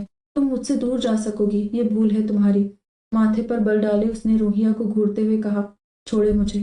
اس کے دوبارہ وہی الفاظ دہرانے پر وہ شدت سے اس کے ہونٹوں پر جھک گیا۔ تھوڑی دیر میں اپنی رکتی سانسوں کے باعث وہ نازک جان بے حال ہو چکی تھی، لیکن کچھ کر بھی نہیں سکتی تھی کیونکہ دونوں ہاتھ جہان زیب کی قید میں تھے۔ آخر اس پر ترس کھا کر اس نے اس کی سانسوں کو آزاد کر دیا، لیکن اگلے ہی پل اس کی گردن پر جھک کر وہاں اپنا شدت سے بھرپور لمس چھوڑنے لگا۔ آج اس کا روحیہ کو چھوڑنے کا کوئی ارادہ نہیں تھا۔ اس کی ہر طرح کی مزاحمت کو نظر انداز کر کے وہ اس پر جھکتا چلا گیا۔ کی طلب تھی جو ختم ہونے کا نام نہیں لے رہی تھی۔ اگر اس نے روحیہ کو اپنی قید سے آزاد کیا تھا تو صرف اس وجہ سے کیونکہ اس کی نازک بیوی اس کی وجہ سے بے ہوش ہو چکی تھی۔ اس کی آنکھ کھلی تو وہ کمرے میں اکیلی تھی۔ گزرا ہر منظر یاد کرتے ہی اس کی آنکھیں نم ہو چکی تھیں۔ وہ تو اب تک اس کتاب میں لکھی ہوئی ان باتوں کو جھوٹ سمجھ رہی تھی، لیکن وہ ساری باتیں حقیقت میں ہوتی ہیں، اور یہ بات جہان زیب اسے اچھے سے سمجھا چکا تھا۔ شاور لے کر وہ نیچے چلی گئی۔ جہان زیب گھر میں نہیں تھا، جس پر اس نے شکر کا سانس لیا۔ اس وقت وہ اسے اپنے سامنے دیکھنا بھی نہیں چاہتی تھی۔ گھر آتے ہی اس نے ملازم سے روحیہ کے بارے میں پوچھا، جس پر اس نے بتایا کہ وہ اسٹڈی روم میں گئی تھی، لیکن وہ وہاں موجود نہیں تھی۔ اسے یہی لگا کہ وہ کمرے میں ہوگی، لیکن خالی کمرہ دیکھ کر اسے اچھی خاصی پریشانی ہو چکی تھی۔ لیکن یہ پریشانی زیادہ دیر تک نہیں رہی۔ اس کے ذہن میں وہ منظر چلنے لگا جب اس نے روحیہ کو بیڈ کے نیچے سے نکالا تھا۔ یہی بات سوچتے ہوئے وہ واپس اسٹڈی روم میں آیا اور اس کا اندازہ ٹھیک تھا۔ وہ ٹیبل کے نیچے چھپی ہوئی تھی، یقیناً اسی سے۔ اس کا ہاتھ پکڑ کر اس نے اسے ٹیبل کے نیچے سے نکالا۔ یہاں بیٹھ کر کیا ہو رہا تھا؟ روحیہ نے اس کی بات کا جواب نہیں دیا۔ وہ اسی طرح نظریں جھکائے کھڑی رہی، جس پر گہرا سانس لے کر اس نے اسے ٹیبل پر بٹھایا اور خود اس کے سامنے صوفے پر بیٹھ گیا۔ پلیز روح، تم مجھ سے ڈرا مت کرو۔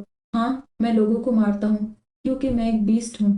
آپ کیوں مارتے ہیں انہیں؟ کیونکہ وہ اسی لائق ہیں۔ میں صرف برے انسان کو مارتا ہوں جنہیں قانون سزا نہیں دیتا، انہیں میں سزا دیتا ہوں۔ جس مظلوم کے ساتھ ظلم ہوتا ہے میں اسے انصاف دلاتا ہوں۔ تم بتاؤ کیا یہ غلط ہے؟ اس کا چہرہ تھوڑی سے اوپر کر کے اس نے سوالیہ نظروں سے اسے دیکھا، جس پر کچھ سوچ کر اس نے اپنا سر نفی میں ہلا دیا۔ وہ غلط نہیں کہہ رہا تھا، وہ غلط نہیں کر رہا تھا، لیکن آپ نے ہمنا کے بھائی کو کیوں مارا؟ کیونکہ وہ بھی ایک برا انسان تھا۔ اب مجھے بتاؤ تم وہاں پر کیوں آئی تھی؟ میں بس دیکھ رہی تھی کہ یہاں کون سی جگہ ہے۔ پھر میں نے کسی کے چیخنے کی آواز سنی، مجھے لگا کوئی مصیبت میں ہے، اس لیے میں نیچے چلی گئی تھی۔ اگر کوئی مصیبت میں ہوتا بھی تو تم کیا کرتی؟ میں باہر کھڑے گارڈز کو آواز دیتی، تو اس سے بہتر نہیں تھا تم خود نیچے آنے کے بجائے گارڈز کو ہی بتا دیتی؟ جہان زیب کے کہنے پر اس نے جیسے اپنی عقل پر ماتم کیا۔ ہاں، یہ میں نے نہیں سوچا تھا۔ خیر، آج کے بعد تم وہاں نہیں جاؤ گی۔ وہ میری الگ دنیا ہے جسے میں تم سے دور رکھنا چاہتا ہوں، اور میں یہی چاہوں گا تم مجھ سے دور رہو اور میری بات کو سمجھو۔ لیکن آپ نے میرے ساتھ اچھا نہیں کیا تھا۔ اس کے منہ پھلا کر کہنے پر جہان زیب مسکرا اٹھا۔ وہ جانتا تھا وہ کس بارے میں بات کر رہی ہے۔ میں نے کچھ غلط نہیں کیا تھا۔ بیوی ہو تم میری، اور جو میں نے کیا تھا وہ تو میں اب بھی دوبارہ کرنے کا ارادہ رکھتا ہوں۔ جہان زیب کے کہتے ہی وہ وہاں سے بھاگنے لگی، لیکن اس سے پہلے ہی وہ اسے اپنی طرف کھینچ کر اس کا نازک وجود اپنے کندھے پر ڈال چکا تھا۔ جہان، مجھے بھوک لگ رہی ہے، نیچے اتاریں۔ روحیہ کے کہنے پر اس کے چہرے پر دلکش مسکراہٹ نمایاں ہوئی، کیونکہ اس نے پہلی بار اس کے منہ سے اپنا نام سنا تھا۔ اس نے روحیہ کو نیچے اتارا اور نرمی سے اس کے ہونٹوں پر چھپ گیا۔ میری جان، میں جانتا ہوں میرے آنے سے پہلے تم اپنا پیٹ اچھے سے بھر چکی ہو، اس لیے یہ بہانہ مت بناؤ۔ اسے دوبارہ اپنی باہوں میں اٹھائے وہ اسے اپنے کمرے کی طرف لے گیا، جبکہ اسے پھر سے پہلے والے موڈ میں دیکھ کر روحیہ نے شرما کر اپنا چہرہ اس کے سینے میں چھپا لیا۔ قسط نمبر 17 اپنے کمرے کی کھڑکی سے وہ اس وقت باہر لان میں موجود سبزہ دیکھ رہے تھے، جبکہ ذہن کے دھاگے ماضی میں الجھے ہوئے تھے، جہاں ایک کے بعد ایک منظر آئے جا رہا تھا۔ تیمور، مجھے ڈر لگ رہا ہے۔ دلہن بنی زائشہ نے اپنا سر تیمور کے کندھے پر رکھا۔ دو محبت کرتے وجود آج ایک پاک بندھن میں بن چکے تھے۔ یونیورسٹی میں کی ہوئی دوستی ان کی محبت بن گئی۔ ان کا ارادہ پڑھائی کے بعد ہی شادی کرنے کا تھا، اور اس پل کا ان دونوں نے بے صبری سے انتظار کیا تھا۔ لیکن اب جب وہ وقت آ گیا تھا تو انہیں کہیں سے بھی اپنی بیوی کے چہرے پر وہ خوشی نہیں مل رہی تھی جو اس وقت کا ذکر کرتے ہی ہمیشہ اس کے چہرے پر آ جاتی تھی۔ کیوں ڈر لگ رہا ہے؟ میں نے ایک برا خواب دیکھا۔ میں نے دیکھا کہ میں آپ سے دور جا رہی ہوں۔ زائشہ، تم اپنے خواب کی وجہ سے ہمارا اتنا بڑا دن خراب کر رہی ہو۔ وہ بس ایک خواب ہی تو تھا، ٹوٹ گیا۔ اب اس خواب کے اثر سے باہر نکلو اور تھوڑا دھیان میری طرف بھی دو۔ اس کا چہرہ اپنے سامنے کر کے انہوں نے پیار بھری نظروں سے اپنی منچاہی بیوی کو دیکھا۔ تیمور، آپ ڈرائیونگ پر فوکس کیجیے۔ ان کی نظروں سے گھبرا کر وہ پیچھے ہوئی، جس پر انہوں نے مسکراتے ہوئے سامنے دیکھا۔ منظر بدلا، جہاں پہلے رات تھی اب وہیں صبح ہو چکی تھی۔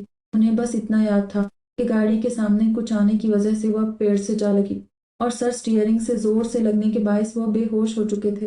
جو چیز گاڑی کے سامنے آئی تھی وہ کیا تھی یہ انہیں یاد نہیں تھا۔ یاد تھا تو بس اتنا کہ وہ اپنی بیوی کے ساتھ موجود تھے۔ بیوی، زائشہ کا خیال آتے ہی گھبرا کر انہوں نے اس سیٹ کی طرف دیکھا جہاں پر پہلے زائشہ موجود تھی، لیکن اب وہاں زائشہ نہیں تھی، وہ جگہ خالی تھی۔ منظر بدلا، وہ بھاگتے ہوئے اپنی باہوں میں موجود اپنی ایک دن کی دلہن کو لے کر ہاسپٹل میں داخل ہوئے اور ڈاکٹر کو آواز دے کر جلدی سے اس کا ٹریٹمنٹ کرنے کو کہا۔ جس راستے پر وہ لوگ تھے وہیں سے تھوڑے فاصلے پر ایک جنگل ملا تھا، جہاں سے انہیں اپنی بیوی اس حالت میں ملی تھی کہ ان کا دل ہزار ٹکڑوں میں بن چکا تھا۔ 2 دن بعد زائشہ کو ہوش آیا تھا، لیکن اس کی زبان سے ایک لفظ نہیں نکلا تھا۔ ڈسچارج ہو کر گھر میں آنے کے بعد بھی وہ رونے کے سوا کچھ نہیں کرتی تھی، جبکہ تیمور کے پاس اب اس کے لیے کوئی تسلی بھرا جملہ بھی نہیں تھا۔ لیکن آخر کب تک وہ اسے ایسے روتے ہوئے دیکھ سکتے تھے؟ زائشہ، اس کے قریب بیٹھ کر تیمور نے نرمی سے زائشہ کے آنسو صاف کیے۔ آپ مجھے چھوڑ دیں گے تیمور؟ اس کی بات سن کر تیمور نے حیرت سے اپنی جان سے عزیز بیوی کو دیکھا۔ نہیں، میں تمہیں نہیں چھوڑوں گا، تم جان ہو میری، میں کیسے تمہیں چھوڑ سکتا ہوں؟ آپ سچ میں مجھے نہیں چھوڑیں گے؟ زائشہ، بھول جاؤ ان گزرے لمحوں کو، ہم اپنی نئی یادیں بنائیں گے جہاں بس تم اور میں ہوں گے۔ تیمور نے اس کے بھیگے گال صاف کیے اور اسے اپنے سینے سے لگا لیا، لیکن یہ خوشی بھی عارضی تھی۔ क्योंकि थोड़ी ही देर बाद जायशा की तबीयत खराब होने पर जब वो उसे हॉस्पिटल लाए और चेकअप के बाद जो खबर उन दोनों को मिली वो उन दोनों वजूद को ही सदमे में डाल चुकी थी। उन दोनों ने एक दूसरे से कुछ नहीं कहा था, कहने के लिए शायद अब कुछ था ही नहीं। घर पहुंचकर भी वो दूसरे रूम में जाकर बंद हो चुके थे। अपनी बीवी को वो किसी भी हाल में अपना सकते थे, लेकिन क्या उनमें इतनी हिम्मत थी कि उस बच्चे को भी अपनाते जिसके बाप का भी कुछ पता नहीं था। लेकिन इस सब में उस बच्चे का क्या कसूर? वह तो मासूम था, जो अभी इस दुनिया में आया भी नहीं था, जो इस दुनिया के जालिम लोगों को जानता भी नहीं था। लव से कैसी नफरत, लेकिन ये उनकी सोच थी। उनकी बीवी की सोच कुछ और थी। उसे न तो अब ये जिंदगी चाहिए थी, न ही ये औलाद। अगर तैमूर सही वक्त पर उसके पास न पहुंचते तो न जाने वो क्या कुछ कर चुकी होती। उसकी हालत जो कुछ देर पहले थोड़ी संभली थी, वो अब फिर से खराब हो चुकी थी। जायशा, क्यों इस बच्चे को नुकसान पहुंचाना चाहती हो? ये मासूम है, तुम्हारे साथ जो कुछ भी हुआ उसमें इसका क्या कसूर है? ये मासूम नहीं है, इसने मेरी जिंदगी बर्बाद की है। नहीं चाहिए मुझे ये, उसने चीखते हुए कहा और कमरे में रखा सारा सामान फेंक दिया। वह जानबूझकर ऐसी हरकतें करती थी जिससे उसके अंदर पलते उस वजूद का खात्मा हो जाए, लेकिन तैमूर उसका हर तरह से ख्याल रखते थे। घर में वह हर वक्त जायशा के साथ रहते, जबकि बाहर जाते वक्त मुलाजिमा को मुसलसल उसके पास ठहरने का हुक्म देकर जाते। वह न तो अपनी बीवी को कुछ होने देना चाहते थे, उस मासूम बच्चे को, लेकिन जिंदगी और मौत अल्लाह के हाथ में है। वह जिसे चाहे जिंदा रखे और जिसे चाहे मौत दे दे। जिस मासूम बच्चे को वह मारना चाहती थी वह दुनिया में आ चुका था, लेकिन जायशा की खुद की हालत बहुत खराब थी, जिसके बायस वह चंद दिन से ज्यादा जिंदा नहीं रह सकी। लेकिन इन चंद दिनों में भी उसने अपने बेटे की शक्ल तक नहीं देखी थी, क्योंकि उसे इस बच्चे से नफरत थी। अपनी बीवी का गम उनके लिए बहुत बड़ा था, लेकिन उन्हें हिम्मत करनी थी अपने लिए, उस बच्चे के लिए जिसे वो अपना बना चुके थे। जहान ज़ेब के समझदार होते ही वो उसे वह सारी बातें बता चुके थे जो उसकी माँ के साथ हुई थी, सिवाय इसके कि उसकी माँ उससे कितनी नफरत करती थी। ये बात वो उसे कभी नहीं बता पाए और नहीं बताना चाहते थे।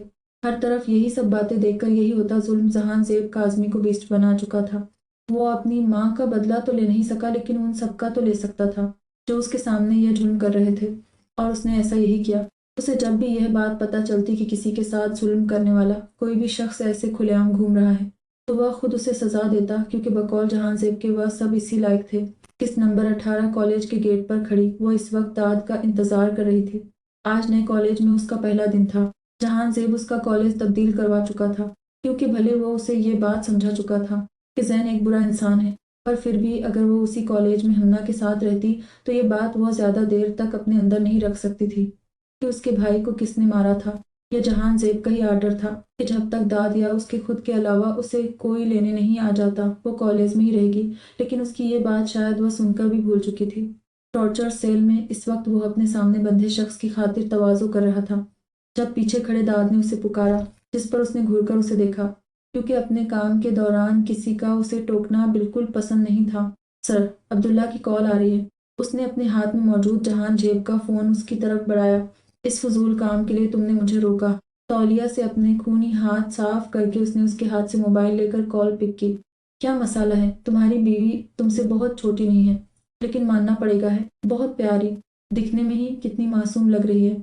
उसकी बात सुनकर मोबाइल पर उसकी गिरफ्त सख्त हो चुकी थी। अपनी बकवास बंद करो, मैं तो बस तुम्हारी बीवी की तारीफ कर रहा था। अगर तुम्हें अच्छा नहीं लगा तो दोबारा नहीं कहूंगा। खबासत से हंसते हुए उसने कॉल काट दी, जबकि जहांज़ेब के चेहरे की सख्ती देखकर दाद को कुछ गलत होने का अंदाजा हो गया था। सब ठीक है? रूह कहाँ है? तुम उसे लेने नहीं गए? सर, वो आपने उसे लाने के लिए कहा था तो मैंने अपनी जगह ड्राइवर को भेज दिया था। उसने कुर्सी पर बंधे उस अधमरे शख्स की जानिब इशारा किया। मैंने तुमसे क्या कहा था दाद? इसकी जिम्मेदारी तुम्हें दी थी। उसने गुस्से से अपने हाथ में मौजूद फोन दीवार पर मारा और बाहर निकल गया, जबकि दाद अब बस ये दुआ कर रहा था कि कोई बड़ी बात ना हो, वरना कल इस कुर्सी पर उसे होना था। दहाड़ की आवाज के साथ दरवाजा खोलकर वो अंदर दाखिल हुआ, जहां अब्दुल्ला इत्मीनान से कुर्सी पर बैठा यकीनन उसका ही मुंतजिर था। आ जाओ, मैं तुम्हारा ही इंतजार कर रहा था, उसकी बात का जवाब दिए बिना जहांज़ेब ने उसका गिरेबान पकड़कर उसे कुर्सी से उठाया। जब पास खड़े उसके मुलाजिम जहांज़ेब की तरफ बढ़ने लगे, लेकिन अब्दुल्ला अपना हाथ उठाकर उन्हें रोक चुका था। मेरी बीवी कहाँ है? बीस्ट हो तुम, सारी दुनिया की खबर रखते हो, ये नहीं जानते तुम्हारी बीवी कहाँ है? उसके कहकहा लगाने पर जहांज़ेब ने जोरदार मुक्का उसके चेहरे पर मारा, जिससे मुलाजिम जो अब्दुल्ला के कहने पर रुके थे वो तेजी से जहांज़ेब की तरफ बढ़े, लेकिन गुस्से से बेकाबू होता वो वहां मौजूद हर शख्स को ढेर कर चुका था। इस वक्त उसके सर पर जुनून सवार था। अब्दुल्ला, आखिरी बार पूछ रहा हूँ, मेरी बीवी कहाँ है? उसके गुर्राने पर अब्दुल्ला ने उसे वह जगह बता दी जिस जगह पर मैंने तुम्हारी बीवी को रखा। वहाँ एक बम फिट है जो 10 मिनट में फट जाएगा। बचा सकते हो तो बचा लो अपनी बीवी को। उसने अपनी नाक से निकलता खून साफ करते हुए कहा। इस बार तुमने गलत इंसान से टक्कर ली है बीस्ट। मुझे यकीन है आइंदा तुम मेरे रास्ते में नहीं आओगे। उसकी बात को नजरअंदाज करके वह तेज तेज कदमों से बाहर निकल गया। जिस जगह रूहिया मौजूद थी वहां पहुंचने में उसे 25 मिनट लगने थे, जबकि अगर वाकई में उस जगह बम फिट था तो उसे ब्लास्ट होने में सिर्फ 10 मिनट बाकी थे। तेज ड्राइविंग करके भी वो वहां वक्त पर नहीं पहुंच सकता था, लेकिन कोई और जरूर था जो वहां वक्त पर पहुंच सकता था। उसने गाड़ी में बैठकर उसे स्टार्ट किया और जेब से मोबाइल निकालकर कॉल मिलाई। अपना मोबाइल वह तोड़ चुका था, लेकिन ये काम वो हर हफ्ते या महीने में करता था, इसलिए एक्स्ट्रा फोन उसके पास हमेशा रहता था। हेलो, कॉल उठाते ही दूसरी तरफ से भारी गंभीर आवाज गूंजी। हेलो मेहराब, मुझे तुम्हारी मदद चाहिए। क्या बात है? बीस्ट को मेरी मदद चाहिए। मेहराब प्लीज। क्या हुआ है जहान? उसके पूछने पर जहान जेब ने उसे मुख्तसर सी हर बात बता दी। मुझे तुम्हारी मदद चाहिए। वैसे भी जिस जगह रूह मौजूद है वहां से पुलिस स्टेशन करीब है। तुम फिक्र मत करो, मैं सब संभाल लूंगा। कॉल काट कर वो पुलिस स्टेशन से बाहर निकल गया, जबकि जहान जेब ने गाड़ी की रफ्तार मजीद तेज कर दी। वहां पहुंचते ही उसकी नजर गार्ड्स पर गई जो जख्मी हालत में जमीन पर पड़े थे। उनकी ये हालत यकीनन मेहराब नहीं की थी। मेहराब, मेरे भाई। पीछे से आती आवाज पर उसने मुड़कर देखा, जहां भूरी आंखों वाला वो खूबरू मर्द पुलिस यूनिफॉर्म में खड़ा उसी की तरफ देख रहा था। तुम्हारा ही इंतजार कर रहा था। रूह कहाँ है? उसने बेचैनी से पूछा, जिस पर उसने अंदर बने उस छोटे से कमरे की जानिब इशारा किया। जहां जेब भागकर उस कमरे में दाखिल हुआ जहां हर तरफ मिट्टी थी। ऐसा लग रहा था जैसे उसकी कितने वक्त से सफाई नहीं हुई है। कुर्सी के साथ रस्सी जमीन पर गिरी पड़ी थी, जबकि टेबल पर रूहिया का बेहोश वजूद पड़ा था। उसके करीब जाकर जहान जेब ने उसे अपने सीने से लगा लिया। उसकी कलाइयां जख्मी हो रही थी, शायद रस्सी टाइट से बांधने की वजह से। माथे पर भी चोट लगी थी, जैसे उसका सर किसी चीज से टकराया हो। ये बेहोश क्यों है मेहराब? और कुछ नहीं हुआ है जहान जेब। रिलैक्स, शायद डर की वजह से बेहोश हुई है। और हाँ, जगह पर बम फिट था। थोड़ी बहुत मार पड़ने पर गार्ड्स ने बता दिया कि वह कहाँ मौजूद है और हमने उसे डिफ्यूज कर दिया है। उसके कहने पर जहान जेब ने सुकून भरा सांस लेकर अपनी आंखें बंद करके रूहिया को मजीद सख्ती से खुद में कैद कर लिया। थैंक यू, या मैं तुम्हारा शुक्रिया कैसे अदा करूं? अपना शुक्रिया अपने पास रखो और तुम इन्हें मेरे घर लेकर चल लो। ज्यादा दूर नहीं है, मैंने डॉक्टर को कॉल की है, वहां पर पहुंचने वाली होंगी। उसके कहने पर जहान जेब ने अपना सर हिलाकर रूहिया को अपनी बाहों में उठाया और उसे लेकर बाहर की तरफ चला गया। डॉक्टर उसका चेकअप करके जा चुकी थी। वह सिर्फ डर की वजह से बेहोश हुई थी और कुछ देर में उसे होश आ जाना था, जबकि उसके जख्म भी साफ कर दिए थे। रूहिया को आंटी या मेहराब की वालिदा के पास छोड़कर वो कमरे से बाहर निकलकर दाद का नंबर मिलाने लगा जो पहले ही बेल पर उठा लिया जा चुका था। जी सर, मैम ठीक है, अम्मा मेरा काम कर दिया। जी सर, हो गया। और उसकी मजीद कोई बात सुने बिना उसने कॉल काट दी। इस वक्त उसे दाद पर बेइंतहा गुस्सा आ रहा था, जिसकी लापरवाही से उसकी बीवी मरते मरते बची थी। अगर दाद इस वक्त उसके सामने होता तो वो उसे जान से मारने से भी परहेज नहीं करता। अगला नंबर जो उसने मिलाया वो अब्दुल्ला का था, जो थोड़ी ही देर बाद उठा लिया जा चुका था। अब्दुल्ला, तुमने बहुत गलत जगह वार किया है। अब तो कर दिया है, और मुझे उम्मीद है इस बात से सबक सीख कर तुम अब मेरे रास्ते में नहीं आओगे। मैं अपनी बीवी पर एक खरोच तक बर्दाश्त नहीं कर सकता और तुमने उसे इतनी तकलीफ पहुंचा दी। बीस्ट की बीवी, उसकी जान को नुकसान पहुंचाया है तुमने। ऐसा कैसे हो सकता है? मैं तुम्हें छोड़ दूंगा। उसकी बात सुनकर दूसरी तरफ मौजूद शख्स ने कहकहा लगाया। बिगाड़ क्या सकते हो? धमाके की आवाज के साथ ही राब्ता कर चुका था, जबकि इस आवाज को सुनते ही जहान जेब को सुकून की एक लहर अपने अंदर दौड़ती महसूस हुई। तुमने टाइमिंग तो परफेक्ट सेट की है दाद। बड़बड़ाते हुए वो अंदर की तरफ चला गया। शुरू में जब तक वह खौफ जदाई जब तक जहान जेब उसके पास रहा था, लेकिन अपनी नाराजगी वह खूब जाहिर कर रहा था। शुरू में वो इतनी खौफ ज़दा थी कि उसकी खफगी को नोट ही नहीं कर पाई, लेकिन अब उसका रवैया रूहिया को बुरी तरह चुभ रहा था। 3 दिन से जहान जेब ने उसके साथ ज़रूरत के अलावा कोई बात नहीं की थी। इस वक्त भी स्टडी रूम में बैठा काली जीन्स और नीली शर्ट पहने टांग पर टांग चढ़ाए संजीदगी से किताब पढ़ रहा था, जब रूहिया ने उसकी गर्दन के गिर्द अपने बाजू हमेल कर दिए। उसने उसके हाथ नहीं हटाने थे, लेकिन कोई और रद्दी अमल भी जाहिर नहीं किया था। जहान नरमी से पुकार कर उसने अपने बाजू में मजीद सख्ती कर ली, लेकिन वो उसी तरह बैठा रहा। जहान, इस बार उसने हौले से उसके गाल पर अपने होंठ रखे, जब अगले ही पल रोलिंग चेयर मोड़कर उसने रूहिया को अपनी गोद में बिठा लिया। क्या मसला है? आप नाराज़ हैं मुझसे? बिल्कुल नहीं। तुम्हें क्यों लगा मैं नाराज़ हूँ? आप मुझसे बात नहीं कर रहे हो तो तुम्हें फ़र्क पड़ता है। बिल्कुल। उसने उसके सीने पर अपना सर रख लिया। ये अदाएँ कहाँ से सीख ली तुमने? इससे बात की थी। उन्होंने मुझसे कहा, मैं ऐसा करूँगी तो आपकी नाराज़गी ख़त्म हो जाएगी। उसने साफ़गोई से काम लिया। वही तो मैं सोच रहा था। ज़रूर किसी ने बताया होगा, क्योंकि तुम्हारे पास इतना दिमाग नहीं है, तो आपकी नाराज़गी ख़त्म हो गई। तुम्हें अंदाज़ा है तुम्हारी इस बेवकूफ़ी से तुम्हारा क्या नुकसान हो सकता था? क्यों नहीं मानी तुमने मेरी बात? उसके सख्ती से कहने पर उसने अपना सर झुकाकर बुदबुदाते हुए कहा, सॉरी, अब सारी बातें मान लूँगी। अच्छा। जहांज़ेब के होठों पर तबस्सुम बिखर गया। मुझे कस करो। जहांज़ेब के कहने पर कुछ देर सोचकर उसने उसके गाल पर अपने होंठ रख दिए। यहाँ नहीं, यहाँ। उसका हाथ अपने हाथ में लेकर जहांज़ेब ने उसकी उंगलियां अपने होठों पर फेरी, जबकि उसकी इस हरकत से वह पल में ही सुर्ख हो चुकी थी। छोड़े मुझे। रूहिया ने उसकी गोद से उठना चाहा, लेकिन अब ऐसा तब तक मुमकिन नहीं था जब तक जहांज़ेब काज़मी की मर्जी नहीं होती। पहले मुझे किस दो। मुझे नहीं देनी। तुम शराफत से मुझे किस दे दो, वरना मैंने खुद ली तो तुम्हारी जान मुश्किल में आ जाएगी। उसका ढीठपन देखकर वह भी गहरा सांस लेकर रह गई। आंखें बंद करें। रूहिया के कहते ही उसने अच्छे बच्चों की तरह अपनी आंखें बंद कर ली।